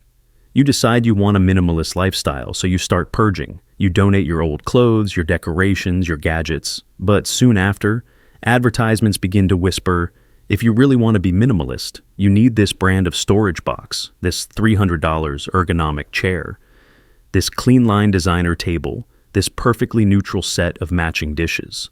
And suddenly, your path to owning less demands that you buy more. Minimalism becomes another shopping list, another collection of must-haves, another endless chase for the perfect image of simplicity. This is the minimalism-consumerism twist, when a movement meant to free us from excess becomes another trap of desire. Companies understand the psychology of it perfectly. They know that many people don't just want to feel lighter, they want to look minimalist. They want their homes to be Instagram-worthy, their desks photo-ready, their lives curated down to white walls and matte black objects. So entire industries rise up to sell the aesthetic of less. The paradox is striking. People are buying more products than ever in the name of owning fewer. But here's the deeper danger. When minimalism becomes about aesthetics instead of values, it loses its soul. It stops being about clarity, focus, and freedom, and instead becomes a performance. You aren't simplifying for yourself. You're simplifying for an audience. You aren't owning less to live more. You're curating a brand of yourself that signals restraint while quietly consuming at the same pace as everyone else. Examples of this are everywhere. The minimalist wardrobe that requires you to buy a whole new set of neutral-toned clothing. The minimalist desk setup that needs expensive gadgets to look clean. The minimalist home decor that requires replacing everything colorful or personal with sleek beige objects. What was once about resisting consumerism now feeds it. You are sold the fantasy that a new product will finally unlock your freedom, when in reality, freedom never lived inside the product at all. Minimalism, at its heart, was never about rules or purchases. It was about questioning. Do I really need this? Does this add value to my life? Is this object serving me, or am I serving it? But when minimalism gets twisted into consumerism, those questions are replaced with new pressures. Am I minimal enough? Does my home look minimal? Am I following the minimalist trend correctly? The same anxiety that comes with chasing more now follows you while chasing less. And this reveals a profound truth. Minimalism can never be bought. It is not in the chair, the table, the phone, the clothes, or the dishes. It lives in choices, in limits, in the courage to resist the pull of always upgrading. True minimalism is silent, unseen, unmarketable. It doesn't fit neatly in an ad campaign because it's not about what you buy. It's about what you stop chasing. The twist is that consumer culture will never let minimalism remain pure. Because if minimalism really caught on, industries would collapse. The system needs us to keep buying, even if what we're buying is branded as less. And so, every movement toward freedom is quickly bent back into the machine of profit. Every rejection becomes a new aesthetic. Every rebellion becomes a new trend. The only way to escape the minimalism-consumerism twist is to reclaim minimalism for yourself, not as an identity, not as an aesthetic, but as a practice. Not something to show, but something to live. That means resisting the idea that you need to purchase your way into simplicity. It means embracing the imperfect, the personal, the practical, even if it doesn't look sleek in a catalog. It means recognizing that simplicity is not a brand, but a mindset. Because here's the truth. You don't need a minimalist lamp to read a book. You don't need a minimalist couch to sit with someone you love. You don't need a minimalist wardrobe to feel whole. Simplicity has always been free. Consumerism just convinced us otherwise. Global awareness fatigue. Every morning, before we even rise from bed, the world's crises are waiting for us on glowing screens. Wars, disasters, political turmoil, climate breakdown, economic collapse, delivered instantly, in real time, in high definition. What once took days or weeks to reach us now arrives in seconds. The promise of global awareness was that knowledge would empower us, unite us, and drive change. But the reality is far more complicated. The more aware we become of every crisis, the more powerless we feel. What was meant to spark action often leaves us numb. This is the phenomenon of global awareness fatigue. At first, the flood of information seems like progress. We are no longer isolated in our towns and villages, unaware of what happens beyond our borders. A famine across the globe, a flood in a distant city, a protest in another country. All of it is brought into our living rooms, demanding empathy. But our capacity to feel deeply, to care, to respond, is not infinite. We are human beings, not machines. When crisis after crisis demands our attention, when suffering fills every scroll, the mind adapts in self-defense. Compassion, once sharp, becomes dulled. Outrage, once fiery, burns out. We stop feeling. Not because we don't care, but because we can't care about everything all the time without breaking. Think of the cycle. A tragedy occurs. The world rushes to witness it. Hashtags trend, donations spike, debates ignite, and then, within days or weeks, attention shifts elsewhere. A new disaster takes the spotlight, while the old one lingers unresolved in silence. The pattern repeats endlessly, and those watching from afar grow weary. At some point, people stop clicking, stop reading, stop watching. Not because the suffering has ended, but because the mind cannot endure an infinite stream of urgency. This fatigue is not apathy. It is exhaustion. Psychologists describe this as compassion fatigue. Nurses, aid workers, and first responders have long battled it, feeling emotionally drained after constant exposure to trauma. But now, the entire connected world experiences a version of it. Through screens, we are all witnesses to the suffering of millions.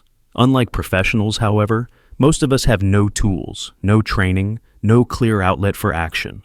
We carry the weight of empathy without the ability to relieve it. And over time, this imbalance breeds numbness. Consider how global news is structured. Headlines are optimized for outrage and shock. Images are chosen for emotional impact.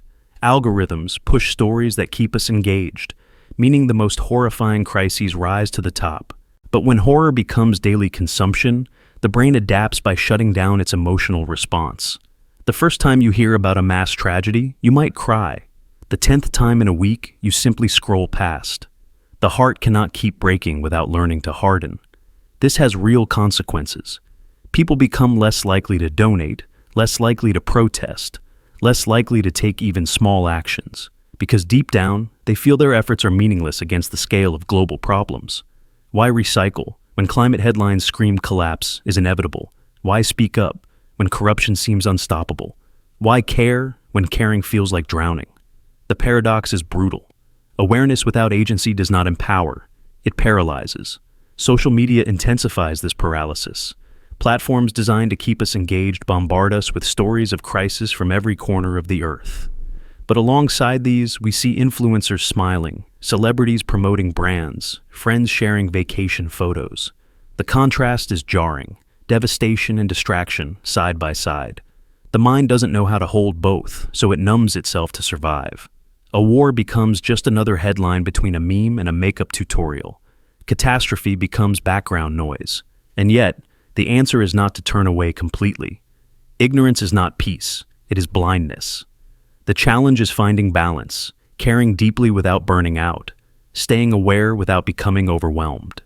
Some of the healthiest responses involve narrowing the scope of attention. Instead of trying to solve every global crisis, focus on one issue, one community, one cause where your actions can matter. The weight of the world is unbearable for one person, but the weight of one corner of it may be something you can carry. It also means reclaiming stillness. We were not designed to process endless waves of suffering without pause. Sometimes, turning off the feed, stepping outside, and grounding yourself in the immediate world is not avoidance, it's survival. The mind needs recovery if empathy is to stay alive. True compassion does not come from drowning in information. It comes from being able to act with clarity where you are able. The tragedy of global awareness fatigue is that it turns humanity's greatest progress, our ability to connect instantly across the globe, into a source of paralysis. We are more informed than ever, but feel less capable than ever. We care more widely, but act less deeply. And if this cycle continues, awareness itself may lose its power to move us. So, the haunting question is this: will the future remember us as the most informed generation, or as the generation that knew everything but felt too powerless to do anything? Innovation, dependency, risk.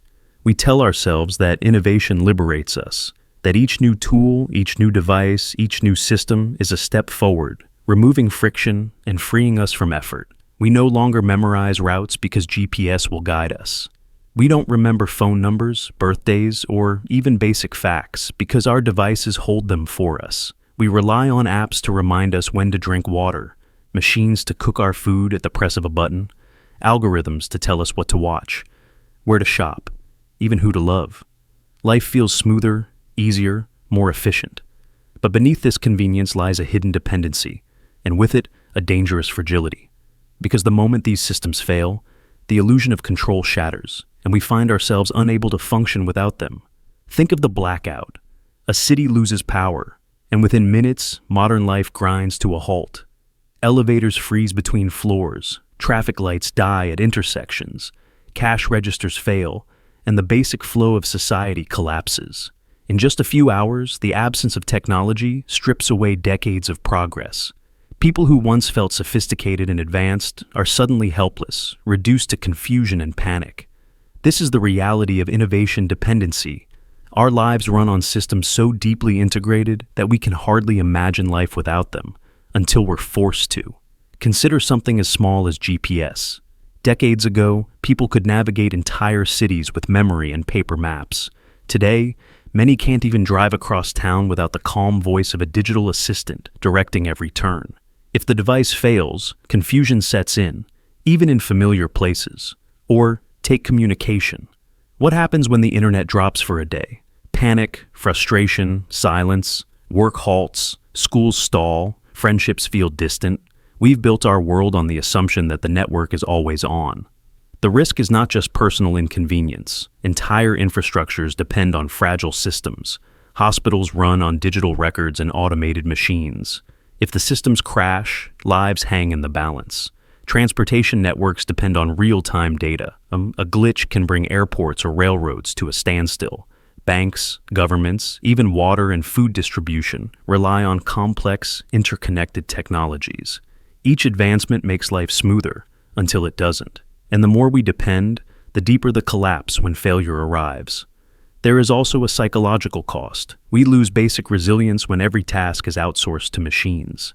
When calculators are always at hand, mental arithmetic fades. When translation apps exist, language learning weakens. When digital calendars track our commitments, our internal sense of time erodes. These losses are subtle, almost invisible, until a failure exposes them. Then we see how fragile we've become. The mind once sharp enough to carry entire worlds of knowledge is now dulled by constant reliance. What makes this risk so dangerous is that it grows quietly. Each innovation feels harmless on its own. Of course you'd use GPS. It's faster. Of course you'd let your phone remember numbers. It's easier. Of course you'd store documents in the cloud. It's safer. But layer upon layer, convenience accumulates into dependence, and dependence becomes vulnerability. What was once a tool becomes a crutch. What was once a crutch becomes a cage. And so, we face the paradox. The more advanced our tools, the more fragile we become without them. The very systems meant to empower us can disarm us when they break. The smoothness we celebrate conceals a brittleness beneath the surface. The solution is not to reject innovation, but to recognize its double edge. To remember that tools should amplify ability, not replace it. To maintain the basic skills, navigation, memory, problem solving, that keep us resilient when the systems fail. To build a relationship with technology where we use it without surrendering to it, because failure will come. Networks will go down, systems will crash, power will vanish. And in those moments, the question will not be how advanced our devices are, but how prepared we are to live without them. The innovation dependency risk is not about fearing technology, it is about remembering that survival has always belonged not to the most comfortable, but to the most adaptable. Work-life blur paradox. Imagine waking up and reaching for your phone before you even step out of bed. The first email arrives before the first sip of coffee. The meeting notification blinks while you're still in your kitchen. The glow of a laptop replaces the commute, and suddenly your home, the space meant to protect you from work, has become the office itself. This is the work-life blur paradox. We dreamed of freedom from cubicles, from fluorescent lights and endless commutes. Remote work promised liberation. But what we gained in freedom, we lost in separation. And without separation, every room becomes both sanctuary and workplace.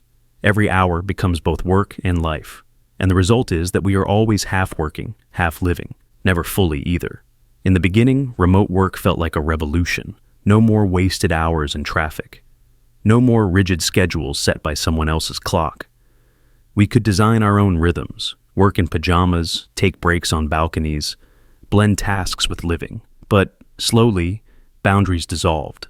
The office no longer ends at 5 o'clock. It lingers in notifications that arrive at midnight. The desk is no longer confined to one room. It follows you to the couch, the dining table, even the bed. The technology that freed us from place also erased the line between places. And in erasing it, we discovered the cost of living at work, even when work lives at home. Consider how strange it is that people now feel guilty for resting in their own houses. The living room whispers, "Shouldn't you check your messages?" The bedroom glows with reminders. Tomorrow's deadline is still unfinished. The kitchen echoes with the thought, "You could answer one more email while you cook." And so, the home becomes haunted by work. There is no door to close, no commute to mark the transition, no ritual to divide one world from the other. The office is not a building anymore. It is a state of mind that follows you everywhere. This blur creates a new kind of exhaustion. Not the exhaustion of long commutes or rigid schedules, but the exhaustion of never truly switching off. Work leaks into evenings, weekends, vacations. You are reachable at all times, and because you are reachable, you are responsible. Rest becomes guilt. Play becomes distraction. Even family moments carry the shadow of unfinished tasks. And in this half state, you are never fully working and never fully living. You live suspended, hovering between both, belonging to neither.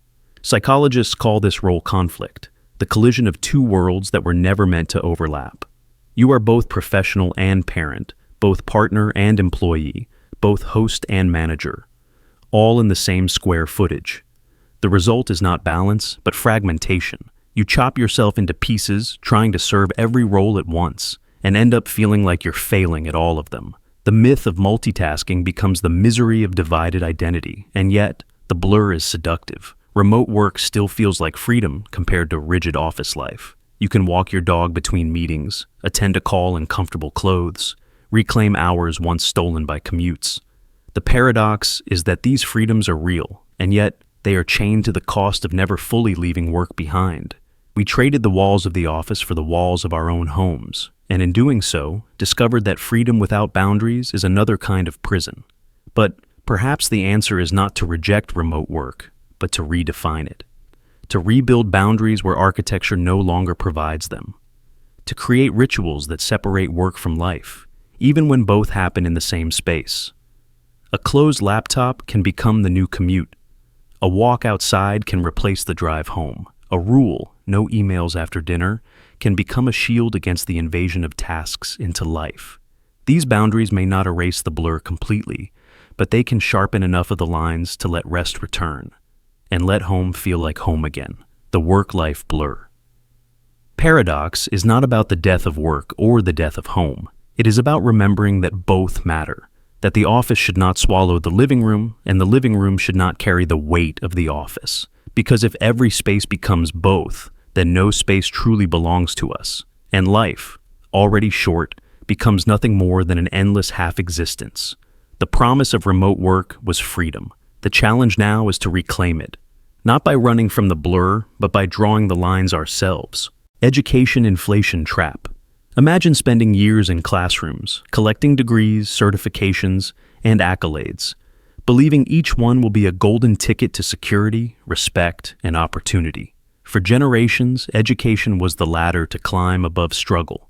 But today, that ladder feels crowded, stretched thin, and strangely fragile.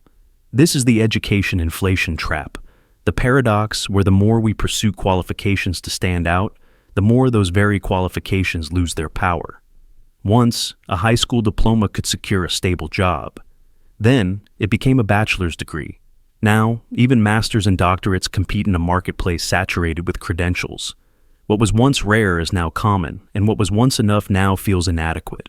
This inflation doesn't just devalue degrees. It devalues time, effort, and the very promise of education itself. Think of it like currency.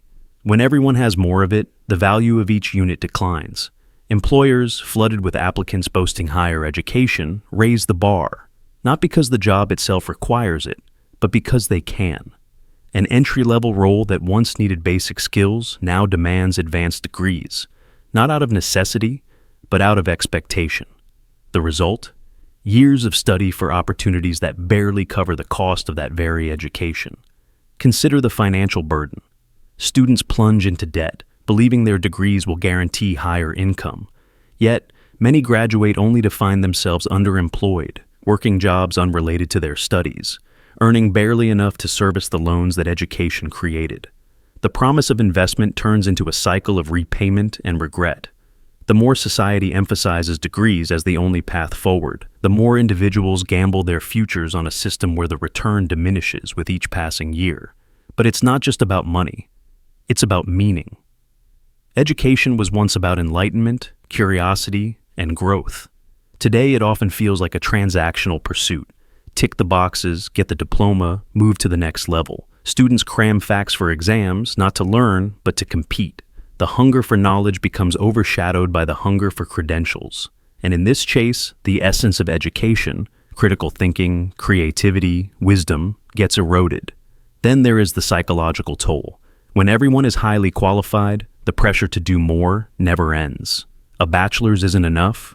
Get a master's? Still not enough? Go for another specialization.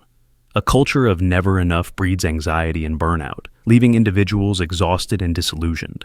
And all the while, employers continue to demand more, perpetuating the cycle.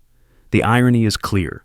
In a world overflowing with qualifications, what truly stands out are not degrees, but the very skills often neglected in the race: emotional intelligence, adaptability, creativity, resilience.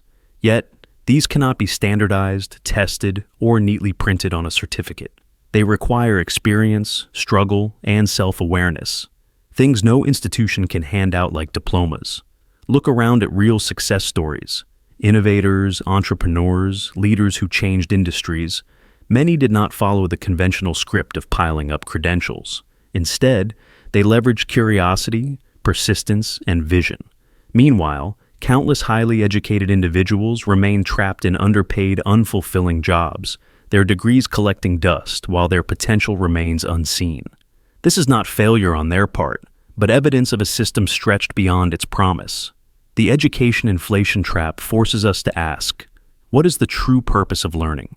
Is it to collect paper proof of worth, or to develop the tools to live fully, contribute meaningfully, and adapt in a world that changes faster than syllabi can keep up? If the former, we will forever be stuck in an arms race of qualifications.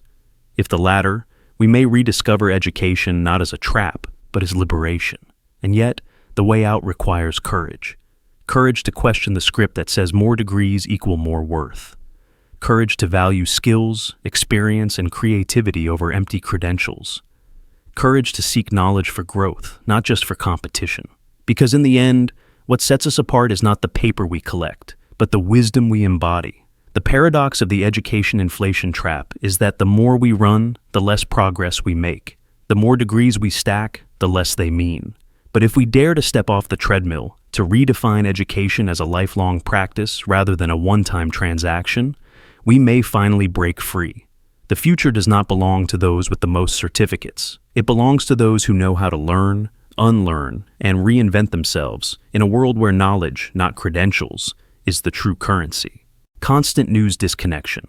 We live in an age where the world never stops speaking to us. The news hums constantly, on our phones, in our feeds, on every screen we glance at.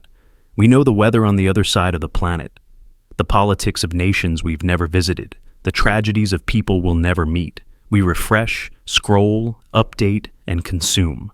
Never before has humanity been so informed, so instantly connected to global events. And yet, paradoxically, never have so many people felt so deeply disconnected from their own lives. This is the paradox of constant news disconnection. At first, the logic seems clear. The more informed you are, the more engaged you should feel. But instead of grounding us, constant updates scatter us. Every hour, sometimes every few minutes, we absorb new stories. Conflict here, disaster there, scandal somewhere else.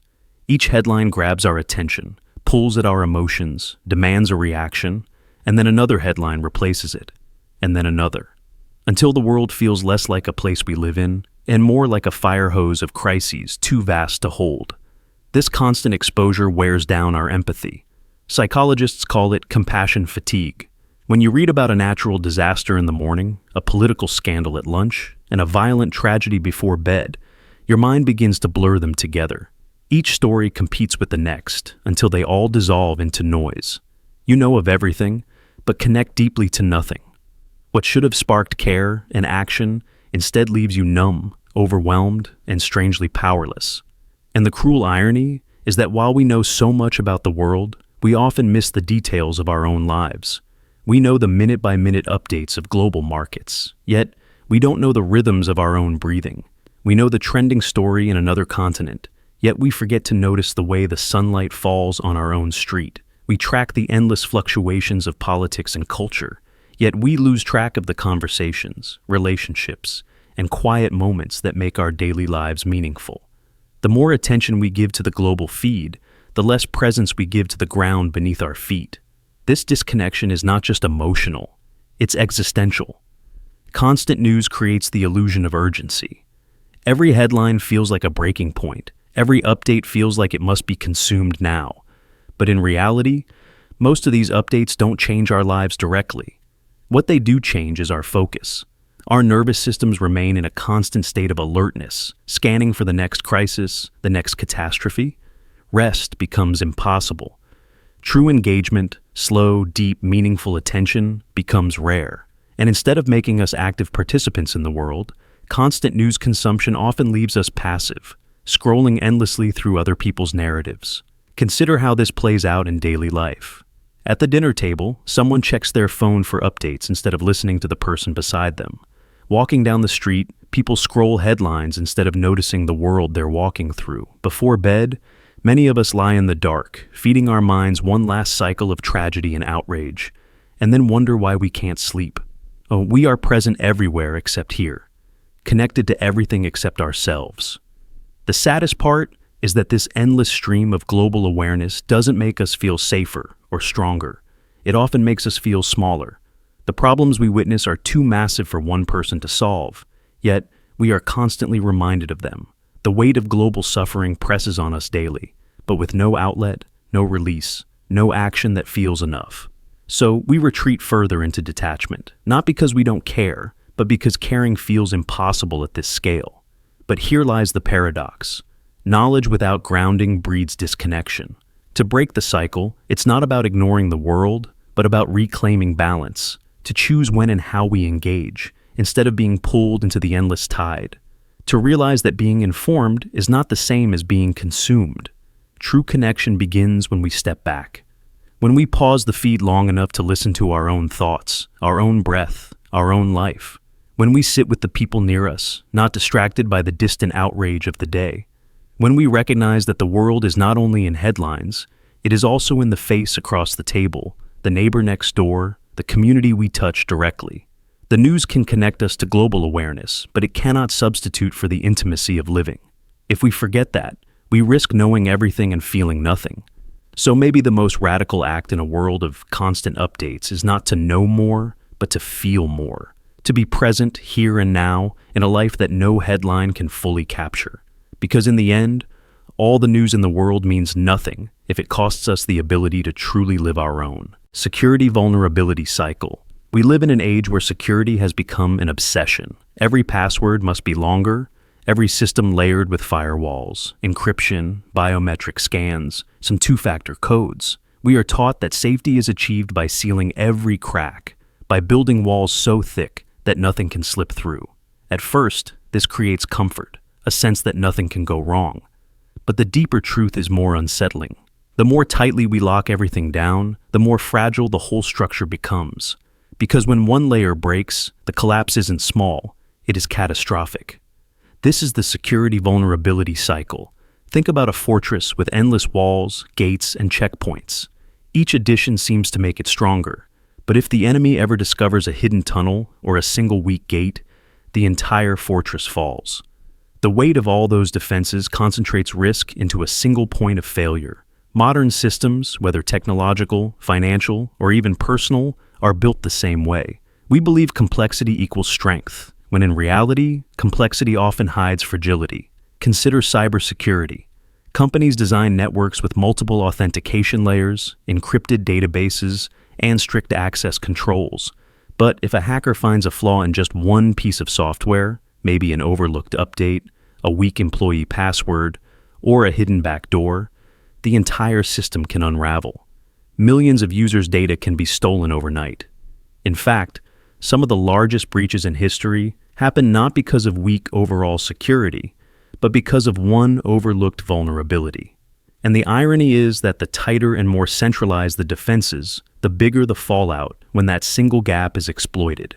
The same pattern shows up in finance. Banks and corporations build elaborate safeguards, regulations, and risk management systems. But history has shown, whether in the 2008 financial crash or the collapse of seemingly too big to fail institutions, that when the system is locked so tightly to depend on everything functioning perfectly, a single weak link can trigger global consequences. Instead of resilience, over-securing created fragility. Even in our personal lives, the cycle exists. People who obsess over protecting themselves from every danger, never taking risks, always planning, avoiding every possible exposure, may feel safe in the short term. But when life inevitably delivers a shock, when something slips past their defenses, they often collapse harder than those who lived with flexibility. Overprotection does not make us invincible, it makes us brittle. Psychologists call this brittleness the opposite of resilience. Resilience comes from adaptability, from being able to bend without breaking. But when we design security as a rigid shield, we give up adaptability. Instead of absorbing shocks, the system depends on perfection, and perfection always fails eventually. The very thing we created for safety becomes the reason collapse is inevitable. The cycle is intensified by fear. Every time a breach or failure occurs, the instinct is to add more locks, more rules, more walls. But each new layer increases complexity, and complexity multiplies the hidden cracks. The fortress becomes taller, but also hollow. We are lulled into believing that more control equals more safety, when in fact, it often creates the illusion of safety right before disaster. The haunting truth is this: no system can be made perfectly secure. Whether it is a government, a bank, a network, or a personal life, the attempt to eliminate all risk often concentrates risk into the weakest link. True security is not about locking down every possible path, but about building systems that can absorb shocks without collapsing. It is about resilience, not perfection. And so, we must ask, are we protecting ourselves, or are we building fragile prisons that will shatter the moment one crack appears? The security vulnerability cycle reminds us that safety does not come from endless walls, but from designing lives and systems that can survive imperfection. Because one day, a lock will break, a code will fail, a wall will fall. And when it does, The question will not be how strong the defenses looked, but whether we built something that could endure the storm that slipped through them. Time-saving wastage. We live in an era obsessed with saving time. Every new invention, every new app, every new machine is sold to us as a miracle of efficiency. Faster communication, quicker meals, instant access, automation of tasks once done by hand. We build washing machines to save hours of laundry, microwaves to shave minutes off cooking, smartphones to collapse entire offices into our palms. In theory, each innovation should free us. More time saved means more time to rest, to dream, to live. Yet, when we look around, we see the opposite. The hours we claw back are not used for freedom. They are filled with more work, more distraction, more noise. We are saving time only to waste it. Think of email. It was supposed to speed up communication, freeing us from the slow weight of letters or endless phone calls. Instead, it created an expectation of constant availability, endless chains of replies, inboxes so stuffed they eat more time than they save. Or think of productivity apps designed to streamline our days. For many, these tools become another form of busy work, color-coding schedules, tweaking systems, micromanaging tasks that never end. The time saved is swallowed by the very tools meant to save it. Even in our personal lives, the pattern repeats. Fast food was meant to free families from the kitchen, but the hours saved are rarely spent in deeper connection. They vanish into television, scrolling, or more work. Ride-hailing apps cut travel stress, but the extra minutes are lost in endless notifications. We outsource memory to our devices, then waste the mental space not on creativity or reflection, but on trivial updates and digital noise. It is as though we are terrified of stillness, terrified of freedom, and so we rush to fill the gaps with meaningless motion. This is the paradox of time-saving wastage. The more we compress tasks, the emptier the saved moments become. Instead of expanding life, efficiency often shrinks it into a blur of activity. We mistake motion for meaning, speed for progress. The result is a society that runs faster than ever, but seems more exhausted, less fulfilled, always chasing but never arriving. Consider how often we hear people say, "I don't have time," yet objectively we have more free hours than any generation in history. Machines wash our clothes, cook our food, even vacuum our floors. Communication that once took days now happens instantly. But the hours freed do not translate into leisure. They are quickly consumed by new obligations, by extended work hours, by endless streams of digital consumption. It is not that we lack time, it is that we do not know how to use it. This endless cycle creates the illusion of productivity. We feel busy, constantly moving, but much of it is smoke, meetings without depth, scrolling without thought, tasks without meaning. The very efficiency tools that promise freedom trap us in cycles of shallow engagement.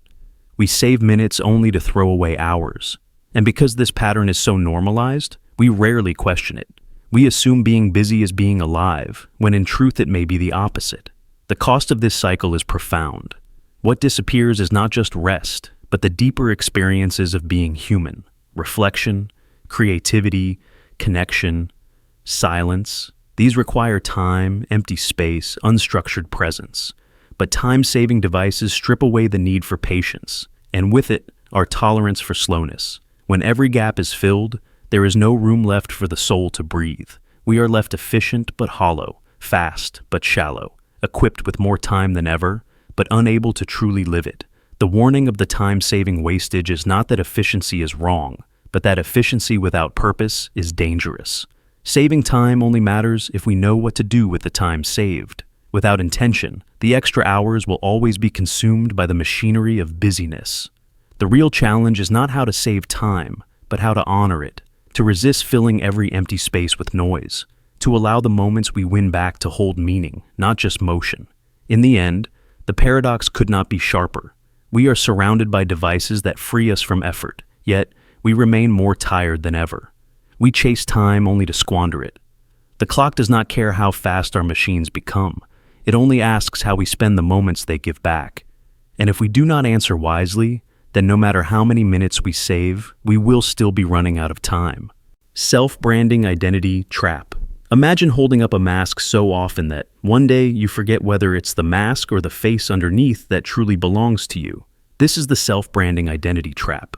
We live in a time where every action, every thought, every moment can be turned into content. We polish ourselves like products, carefully arranging the version of us that the world will see. We choose the right angles, the right words, the right story. And slowly the performance begins to feel permanent. The lines blur until we no longer know the difference between who we are and who we perform. It begins innocently. A profile picture that shows your best side. A bio that makes you sound a little more interesting. A post that leaves out the messy details and highlights the shining moments. There's nothing wrong with that. It's natural to want to be seen in a good light. But repetition is powerful. When you perform long enough, the performance becomes a habit. And when the applause arrives, likes, shares, validation, it becomes an identity. You are no longer simply living. You are branding yourself. Consider how often you now think of yourself in the third person. What will people think if I post this? How will this look on my profile? Does this choice align with the image I've built? Life decisions become filtered through a lens of optics, of presentation, and slowly your sense of self moves outward, toward the gaze of others. The mirror you once used to see yourself is now shaped by algorithms and audiences, and what you see reflected is not who you are, but who you've curated. The trap deepens because the brand often works. People respond, opportunities arrive. You gain recognition, influence, validation, but in gaining them, you may lose the ability to feel real without them. Authenticity becomes another performance. Even vulnerability can be curated, posted with the right caption, filtered just enough to look raw, but not too raw. The act of being yourself becomes indistinguishable from the act of performing yourself. Psychologists call this self-objectification, seeing yourself as an object to be managed, marketed, and consumed, and it carries a cost. Because when identity is performed too long, it begins to hollow. You start wondering, am I doing this because I want to, or because it fits the brand? Do I still love this hobby, or is it just content now? Am I speaking as myself, or as the version of me people expect? The questions grow louder until the answers blur into silence. The self-branding identity trap is everywhere. Influencers who curate entire lives online until their real lives collapse under the weight of keeping up. Professionals who polish resumes and LinkedIn profiles so carefully that they forget what actually excites them about their work. Even ordinary people whose feeds show vacations, smiles, achievements, while the mess, the boredom, the failures remain hidden. The brand is clean, the person is complicated, and the gap between them grows wider with every post. But here's the paradox.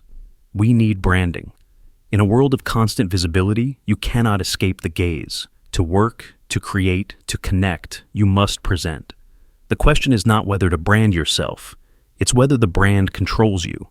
Whether you still know the difference between the face you show and the face that sleeps on the pillow at night, because when that difference disappears, you risk becoming a stranger to yourself. So, how do we escape? Not by rejecting self-presentation, it's too woven into modern life, but by keeping parts of ourselves unbranded, by having spaces, people, and moments that never touch the performance, by writing something no one will read, saying something no one will record, doing something that does not need to be shared. These private acts remind us that identity is more than what is seen, that the truest self does not need applause. The self-branding identity trap is the story of our age. We sought connection and found performance. We sought authenticity and found curation. But the mask does not have to consume the face. The key is remembering that the brand is just one layer. Useful, but not final. Beneath it, you still exist. And the self that needs no audience is the one worth protecting. Expertise, ignorance, blindness. Picture a surgeon who can operate with flawless precision, navigating the human body like a map they know by heart. Yet, ask them about climate change, or economics, or philosophy, and they may speak with the same confidence as if they were still in their domain. This is the paradox of expertise, ignorance, blindness. The deeper we specialize in one area, the more blind we often become to everything outside it. And paradoxically, the more certain we feel about our opinions on subjects we barely understand. Specialization is a cornerstone of progress. Humanity's greatest advances came because individuals dug deeply into narrow fields. Engineers building machines, scientists decoding atoms, physicians mastering the body. But specialization comes with a shadow. When knowledge becomes too narrow, the expert risks mistaking their deep well for a wide ocean. They become so attuned to one perspective that they lose sight of the larger picture. And worse, the very authority they have earned convinces them they're qualified to judge everything else. Psychologists call this the illusion of explanatory depth. People believe they understand how things work, how a zipper closes, how governments function, how the stock market moves, until they are asked to explain. Then the gaps in their knowledge gape open. Yet experts are especially vulnerable because the prestige of their specialization lends them false confidence. The Nobel Prize effect is real. Award-winning scientists have been known to endorse pseudoscience in fields far outside their expertise, their reputation shielding them from scrutiny. History is littered with examples. Brilliant physicists making sweeping claims about politics, doctors spreading harmful misinformation about nutrition, economists declaring certainties about human behavior as if it followed neat equations. The problem is not ignorance itself. Everyone is ignorant outside their field, but the blindness that comes from failing to recognize it. Expertise becomes a mask, and behind it, humility vanishes. Consider the world of medicine. A neurosurgeon may know the brain intimately, but that does not mean they understand psychology, sociology, or the complex ways society influences mental health. Yet, patients and the public often conflate authority in one domain with authority in all. Confidence spreads like wildfire, blinding not just the expert, but those who listen to them. Or look at the business world. An entrepreneur who builds a billion-dollar company may speak as if they hold the keys to education, politics, or climate solutions. Their success in one arena inflates their credibility everywhere. But success is not a transferable passport. What worked in one narrow field may collapse when applied broadly. Expertise can create blind spots as easily as it creates insight. This blindness is magnified in the age of information. Specialists become influencers, their voices amplified far beyond their domain. Audiences, hungry for certainty, confuse eloquence with truth. A scientist may oversimplify a complex issue to sound authoritative. A thought leader may cloak opinions in the language of expertise. And the cycle continues, as confidence masquerades as knowledge, and humility disappears. The irony is that true expertise should foster humility, not arrogance. The deeper you dive into a field, the more you should recognize the vastness of what you don't know. A seasoned physicist might admit that reality itself is stranger than theory can describe. A philosopher may confess that the biggest questions have no final answers. Real wisdom lies in knowing where your knowledge ends. But in practice, the opposite often happens. Mastery of one corner of the world breeds the illusion of mastery of all. This blindness is not just personal. It has consequences for society. Policymakers may defer to experts outside their true expertise. Industries may follow influential figures down misguided paths, and ordinary people may shape their lives around advice that sounds credible but is dangerously shallow. The cost of expertise ignorance blindness is not just arrogance. It is misdirection, wasted effort, and sometimes harm. And yet, there is a way forward. It begins with humility, with remembering that depth does not equal breadth, with acknowledging that being an authority in one field does not exempt you from ignorance in another. The antidote is curiosity, a willingness to listen, to ask, to learn across disciplines, to balance specialization with the breadth of perspective that prevents blindness. Because the truth is simple. The more we specialize, the more we need to remind ourselves of what we don't know. Confidence is not the enemy, but unearned confidence is. Expertise can illuminate the world, but only if it remembers its limits. The paradox of expertise. Ignorance blindness is not that specialists know too much, but that they forget how much they don't know. To overcome it, we must value not just knowledge, but humility. Not just certainty, but doubt. And not just expertise, but the wisdom to see beyond it. Progress nostalgia effect. We live surrounded by progress. Homes are warmer, medicine stronger, food more abundant, and travel faster, and communication instantaneous. By almost every measurable standard, life today is easier, safer, and richer than it has ever been. And yet, paradoxically, the more we gain, the more we look backward with longing. People speak of simpler times, of golden ages when life supposedly made more sense. They romanticize eras when technology was limited, when work was harder, when survival itself demanded far more effort. This is the progress nostalgia effect, the strange psychological pull that makes us long for the very past we worked so hard to escape. The phenomenon is deeply human. Progress solves problems, but in doing so, it creates complexity. A century ago, many spent their days working fields, chopping wood or mending clothes. It was exhausting, yet the rhythm of life was clear. Survival first, rest second. Today, we no longer worry about firewood or famine, but our lives are flooded with endless choices, distractions, and invisible demands. The paradox is that comfort has given us freedom, but freedom has given us uncertainty. And in moments of stress, the human mind idealizes the past, filtering out hardship and remembering only its simplicity. Take technology as an example. Smartphones allow us to work, shop, navigate, and connect in seconds.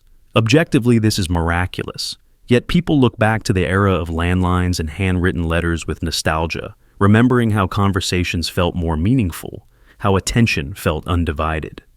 The reality of long waits, missed connections, or isolation fades in memory, replaced by a feeling of slower, calmer days. Progress made communication instant, but in doing so, it made it relentless. The same is true for food. Today, supermarkets overflow with variety, and delivery apps bring meals to our doorsteps. Objectively, hunger is less of a threat than at almost any point in human history. And yet, people romanticize homegrown vegetables, wood-fired bread, or grandmother's kitchens. They forget the scarcity, the labor, the long winters with little variety. What remains is the memory of flavor, ritual, and connection. In gaining abundance, we lost the simplicity of meaning attached to food. Even in entertainment, the pattern repeats. Streaming services provide infinite libraries of films, shows, and music. Yet many romanticize the past of vinyl records, handwritten playlists, or movie nights at small local theaters. The limitation created ritual. Now, infinite choice breeds indecision, and abundance feels hollow. Once again, progress removes hardship, but also strips away the natural boundaries that gave moments their weight. Psychologists call this rosy retrospection. The mind edits memory, exaggerating the positive and dulling the negative. It's why people say childhood summers felt endless, or that things were better back then. In reality, the past was often harder, less fair, less safe. But memory does not operate like a history book. It operates like a storyteller, simplifying and romanticizing until difficulty looks like charm and scarcity looks like authenticity. This nostalgia becomes stronger the faster progress accelerates. Each new wave of technology makes the previous era seem quaint, stable, and somehow more human. Social media, for instance, makes people long for the realness of the early internet, when forums and chat rooms felt less polished. But those very early users once longed for a time before screens, when neighbors talked on porches. Every generation feels pulled backward, not because the past was objectively better, but because the present always feels chaotic compared to the clarity of memory. The danger of the progress nostalgia effect is that it blinds us. We risk underappreciating the extraordinary improvements of our time while chasing an illusion of simplicity that never truly existed. It can make us cynical, convinced the world is worsening, when in fact, many of the things we romanticize, safety, comfort, convenience, are gifts progress gave us. At the same time, the effect also reveals something profound, that progress without meaning feels hollow. Material improvement alone cannot satisfy the soul if it erodes the sense of clarity, ritual, and human connection that once defined daily life. The truth may be that what we long for is not the past itself, but the qualities we believe the past held: slowness, presence, community, ritual. These qualities can exist today, but they require intention. A dinner without phones, a walk without headphones, a conversation without distraction. These small acts are not regressions, but rebalancing. They allow us to reclaim the simplicity we imagine in the past without surrendering the progress we have earned.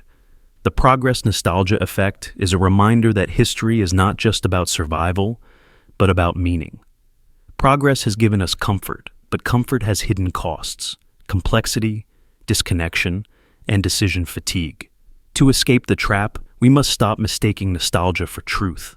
The past was not golden, it was simply different. And if what we seek is simplicity, presence, and depth, those are not lost in history. They are waiting here, in the present, if we have the courage to live differently. Safety-freedom trade-off. We live in an age where safety is worshipped. We build guardrails, airbags, warning labels, insurance policies, digital locks, and entire systems designed to protect us from harm. Every risk is analyzed, every danger padded, every rough edge softened. We are told this is progress, that by removing risk, we are ensuring longer, healthier, more secure lives. And yet, beneath this comfort lies a hollow truth. When life is stripped of risk, it is also stripped of its rawness, its intensity, its thrill.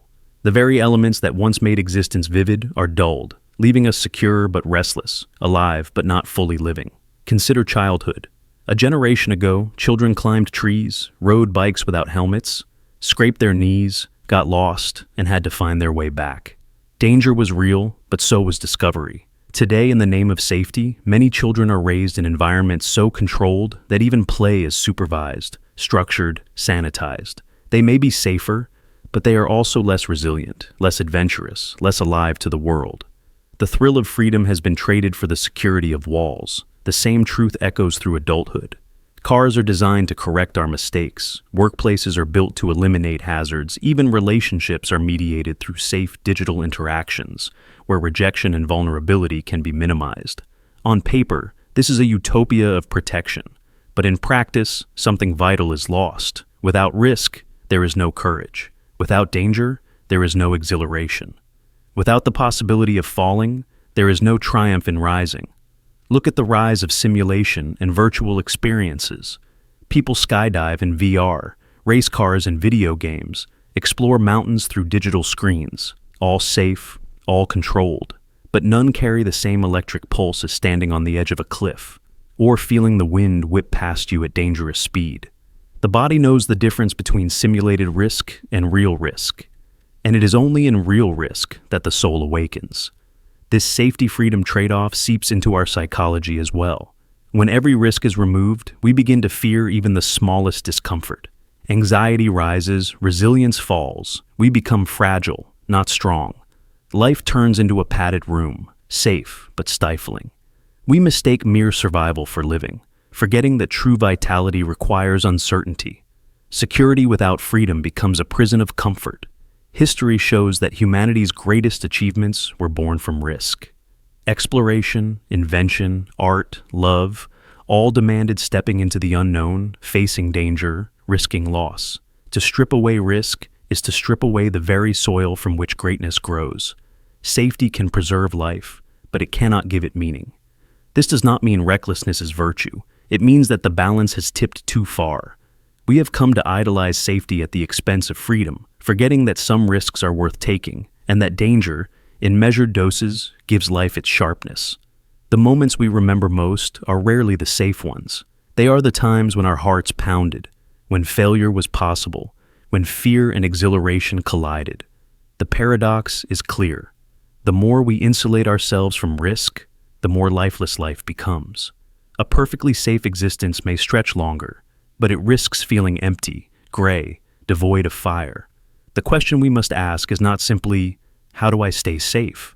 But, what am I willing to risk to feel truly alive? Because in the end, safety protects the body, but risk awakens the spirit. And a life without spirit, no matter how secure, is not life at all. Shared experience fragmentation. Imagine standing at a concert, the music swelling, the crowd alive, the moment pure, and yet, half the audience is not watching the stage. They are watching their screens. Phones lifted high, capturing, recording, broadcasting. The song is not simply being heard, it is being shared. But in the act of sharing, the listener is no longer fully there. This is the paradox of our age. Shared experience fragmentation. We can share any moment instantly with the entire world. Yet in the act of sharing, we fracture ourselves, stepping out of the very moment we meant to hold. It feels so natural now. The meal arrives at the table, and before the first bite, there's a picture. The sunset paints the sky, and before the breath of awe finishes leaving your chest, there's a post. A child's first steps, a personal victory, even grief itself, captured, edited, uploaded. The moment that should live unbroken in memory becomes interrupted by framing, by angles, by the quiet calculation of how it will look to others. And in that pause, something vanishes. The full presence of the moment slips away. The irony is sharp. We share because we want to hold on, to preserve, to connect. But in trying to hold, we let go. In trying to connect, we divide. One part of us lives the moment, another part hovers outside it, curating, performing, ensuring the story will look right online. The experience is split, and so are we. Psychologists call this divided attention, but it is more than distraction. It is fragmentation of self. The you who is present and the you who is already projecting outward. You cannot fully be both. And when the habit repeats, memory itself changes. Studies show that when we record an experience, we often remember it less vividly. The camera becomes the memory, the post becomes the proof. But the actual moment, how it felt, how it smelled, how your body softened inside it, slips further away. Think about travel. Once, journeys were lived in awe. Now, they are lived partly through lenses. The ancient ruins, the crowded streets, the mountain vistas, each held up to the phone before being absorbed by the eyes. Travelers return with full albums, but half memories. The photos prove the trip, but the lived experience is scattered, fragmented across filters and captions. Even intimacy is not spared.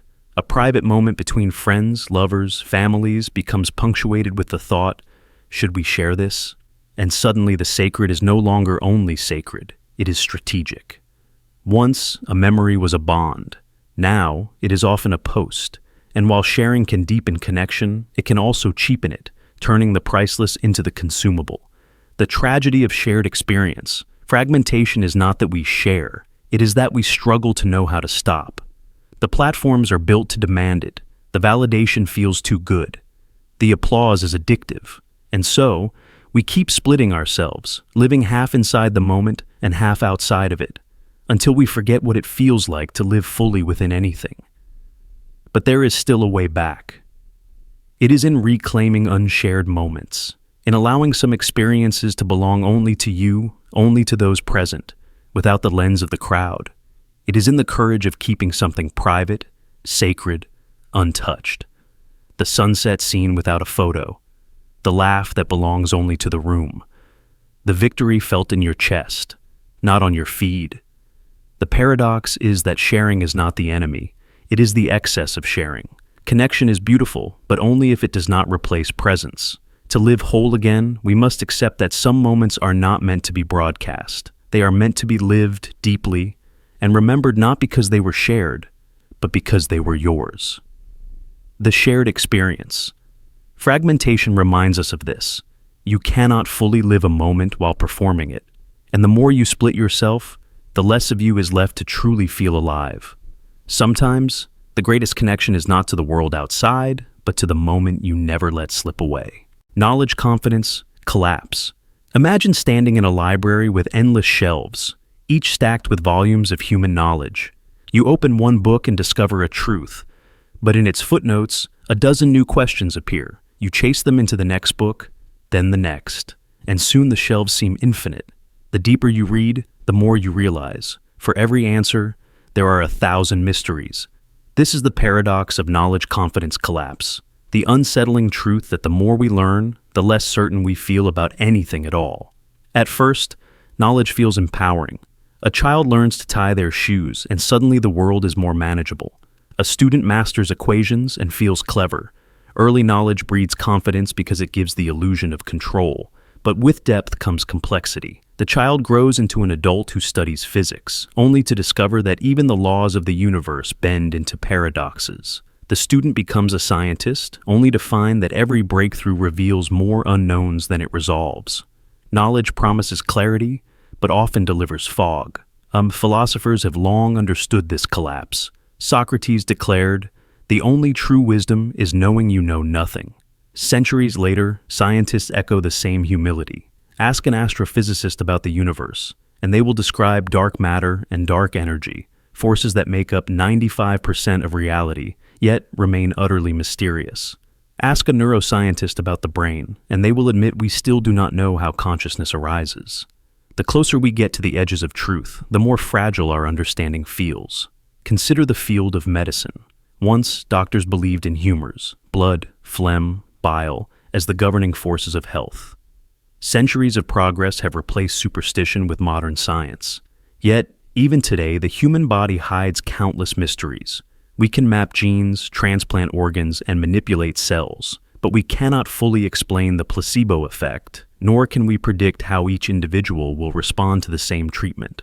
Knowledge grows, but certainty collapses. This paradox also shapes our personal lives. When young, people often believe they know what love is, what success is, what happiness is. They speak with certainty, full of definitions. But as they live, lose, and change, those certainties crumble. Happiness looks different at 30 than it did at 15. Love defies definition the more it is experienced. Success becomes a moving target. The more life teaches us, the less we dare to claim we truly know. There is danger in this collapse. Too much doubt can paralyze. When every truth feels fragile, it becomes tempting to retreat into ignorance or cling to simplistic answers.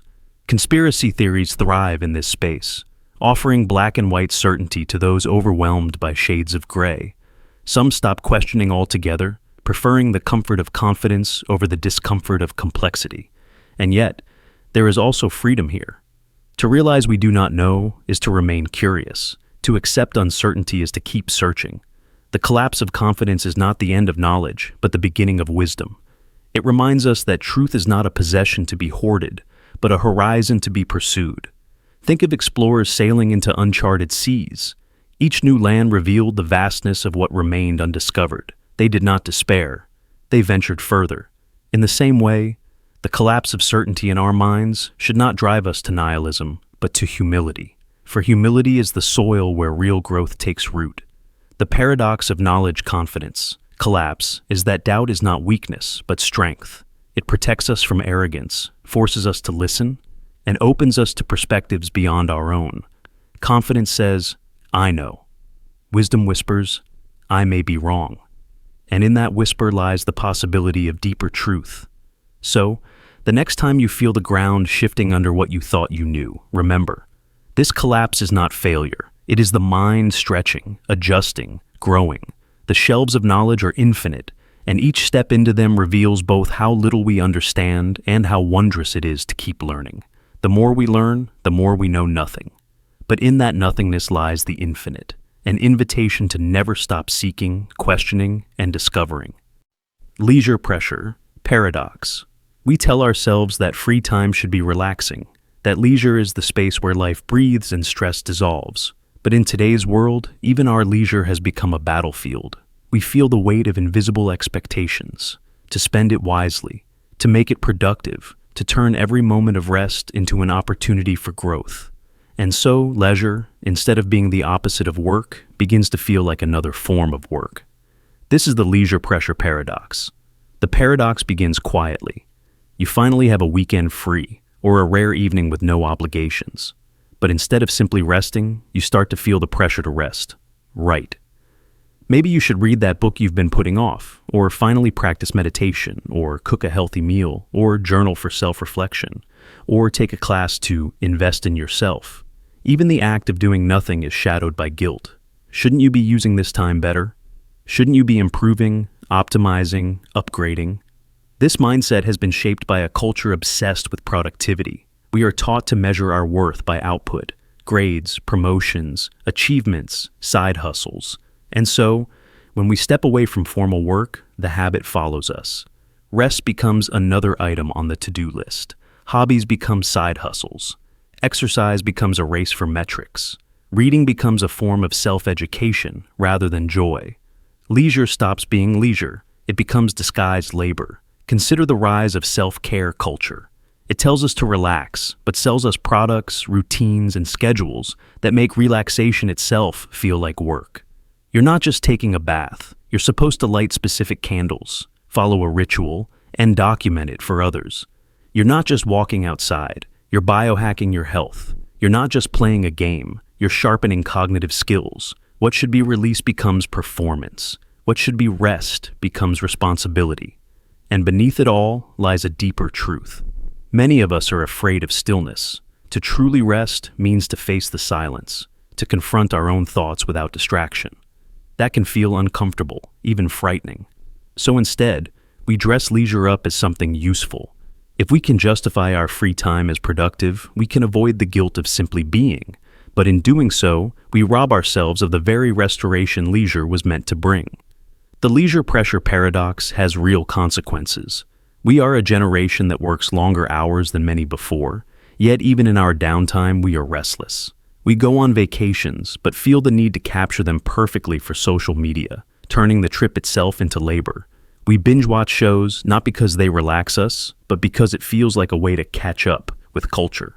We plan productive Sundays and then feel ashamed when we fail to optimize them. And so, instead of recharging, we end the weekend as drained as we began. The irony is that true leisure is not wasted time. It is what allows life to be sustainable.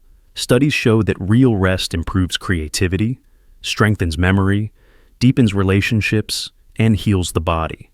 But these benefits only come when leisure is free of pressure, when it is unmeasured, unoptimized, unjudged.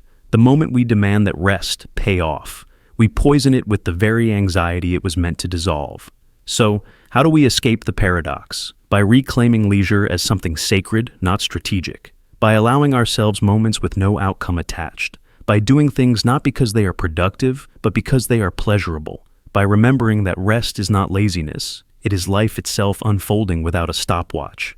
The courage we need today is not just the courage to work, but the courage to rest. To waste time, in the most beautiful sense of the word, to sit without guilt, to wander without purpose, to play without progress, because only then does leisure return to what it was meant to be, not another form of work, but the space that makes all work bearable.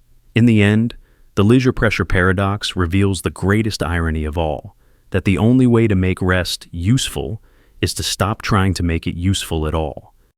Friendship quantity decline. We live in a world where friendship is quantified. With a glance at our screens, we can see the number of friends, followers, or connections attached to our names. For some, it's in the hundreds, even thousands. On paper, it looks like a golden age of social life. Never before have human beings been so connected. And yet, beneath the surface, something is quietly eroding. The very abundance of shallow connections has come at the cost of deep ones. We have more names in our contact lists, but fewer souls we can truly call at midnight when life falls apart. This is the friendship quantity decline. For our grandparents, friendship looked very different. They often lived their entire lives in one community, surrounded by familiar faces. Neighbors were not just people you waved to. They were the ones who watched your kids, lent you sugar, carried your burdens. Bonds were forged through proximity, shared struggles, and daily rituals. A handful of friendships could last decades, strong enough to survive distance, hardship, even silence. Today, mobility, technology, and online culture have replaced this depth with breadth. We may know people across the globe, but we struggle to form the kind of trust that once came naturally from years of shared living. The paradox of online friendship is that it creates the illusion of intimacy without the substance. Seeing someone's updates, photos, and thoughts tricks the brain into feeling close. But this closeness is one-sided. We see their highlight reels, but rarely their raw moments. We click like or send an emoji instead of showing up at their door. Social media creates a world where we are constantly in touch, but rarely truly connected. It's not that we don't have people around us. It's that the bond is paper thin. Psychologists have long understood that human beings can only maintain a limited number of close relationships. Anthropologist Robin Dunbar proposed Dunbar's number, the idea that our brains can handle around 150 social connections, but only a small inner circle of about 5 truly close relationships. Yet, in the digital world, we stretch ourselves far beyond this natural capacity. We attempt to maintain contact with hundreds, leaving little time or emotional energy for the few that truly matter. The result is a paradox of abundance, more people, less closeness. The decline shows in subtle but devastating ways. Rates of loneliness are rising, even among those with massive online networks. People report having fewer confidants than previous generations, sometimes none at all. Studies reveal that despite the promise of constant connection, many feel more isolated now than at any point in modern history. The internet has given us the ability to know countless people, but stripped away the spaces where friendships grow roots, long conversations, shared meals, unplanned afternoons. Consider the difference between a friendship built on daily life and one maintained through likes and comments. Our grandparents might have had fewer friends, but those they had were woven into the fabric of their existence. They built barns together, raised children together, sat through storms together. These experiences built trust, the kind of trust that cannot be clicked into existence. In contrast, many modern friendships are curated and transactional. They flare brightly but fade quickly, lacking the resilience that only time and shared struggle can create. The tragedy is that this decline leaves many unprepared for life's inevitable storms. It is easy to feel surrounded when life is going well, when birthdays are remembered, photos are liked, messages are exchanged. But in moments of grief, illness, or crisis, the difference becomes clear. Out of hundreds of contacts, few or none show up. The crowd disappears, leaving the illusion of friendship shattered. What remains is the sobering truth. Quantity was never a substitute for depth. Yet there is hope. The friendship quantity decline is not inevitable. It is a choice disguised as culture. Deep friendships still exist, but they require the same things they always have: time, presence, vulnerability. They require slowing down, prioritizing fewer people instead of scattering ourselves across hundreds. They require showing up not only for the highlights, but for the struggles. Technology can amplify these efforts, but only if we use it as a bridge to real connection, not as a replacement for it. The haunting question is this: when the years pass and life demands more than digital noise, will we look back and realize that we traded the profound for the superficial? That in chasing hundreds of connections, we lost the rare, unshakable bonds that make life truly bearable? The friendship quantity decline warns us that the measure of a life is not the length of the contact list, but the strength of the few hands willing to hold ours when the world grows dark. Control anxiety spiral. We live under the illusion that control brings peace. If we can just organize our schedules, plan our future, manage every detail, then maybe life will finally feel secure. We make lists, track habits, optimize routines, install apps that monitor everything from our sleep to our productivity. We grip harder and harder, convinced that if nothing slips through our fingers, anxiety will fade. But the paradox is brutal. The more we try to control, the more anxious we become. Every attempt at mastery makes us more aware of how fragile our grip really is. Think about how often you've planned a perfect day. You lay out the schedule, set the alarms, map the tasks. Yet the smallest disruption, a late bus, a drained battery, a missed email, throws everything into chaos. Instead of peace, you feel frustration. Instead of calm, you feel panic. Why?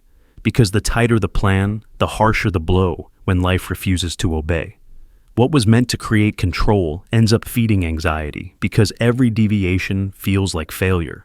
This spiral shows up in countless ways. Someone obsessed with health tracks every calorie, every heartbeat, every step. At first, the data feels empowering, but soon, a skipped workout or an unusual reading triggers panic. Another person micromanages relationships, rehearsing every word to avoid conflict. Yet, this constant effort to control outcomes makes them more tense, more fearful, more fragile in the face of the unexpected. Even at work, perfectionists polish every detail to prevent mistakes.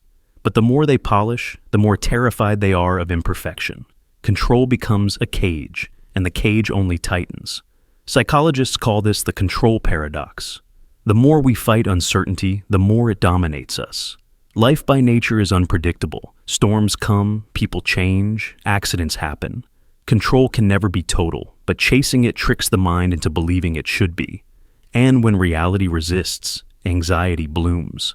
We end up living not in the moment, but in constant anticipation of what could go wrong. Technology makes this worse. Our devices promise endless control. GPS to prevent getting lost, notifications to prevent missing anything, trackers to prevent mistakes. But this constant monitoring heightens our sensitivity to small deviations. A delayed message feels like rejection. A glitch feels like disaster. We are training ourselves to expect perfect control, and so even minor cracks unleash major anxiety. The deeper tragedy is that in trying to control life, we lose the very freedom that could ease our fear. Control shrinks the world into rules, structures, boundaries. Every moment becomes a test of whether things match the script. Instead of living, we are policing life. Instead of embracing uncertainty, we are fighting it and losing.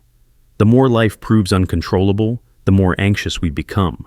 And the more anxious we become, the more desperately we try to control. Thus, the spiral deepens. But perhaps the truth is that peace does not come from control. It comes from surrender. From accepting that uncertainty is not an enemy, but the essence of life itself. The people who seem calm in the storm are not the ones with perfect control. They are the ones who let go, who adapt, who flow with what comes. Control is brittle. Flexibility is strong.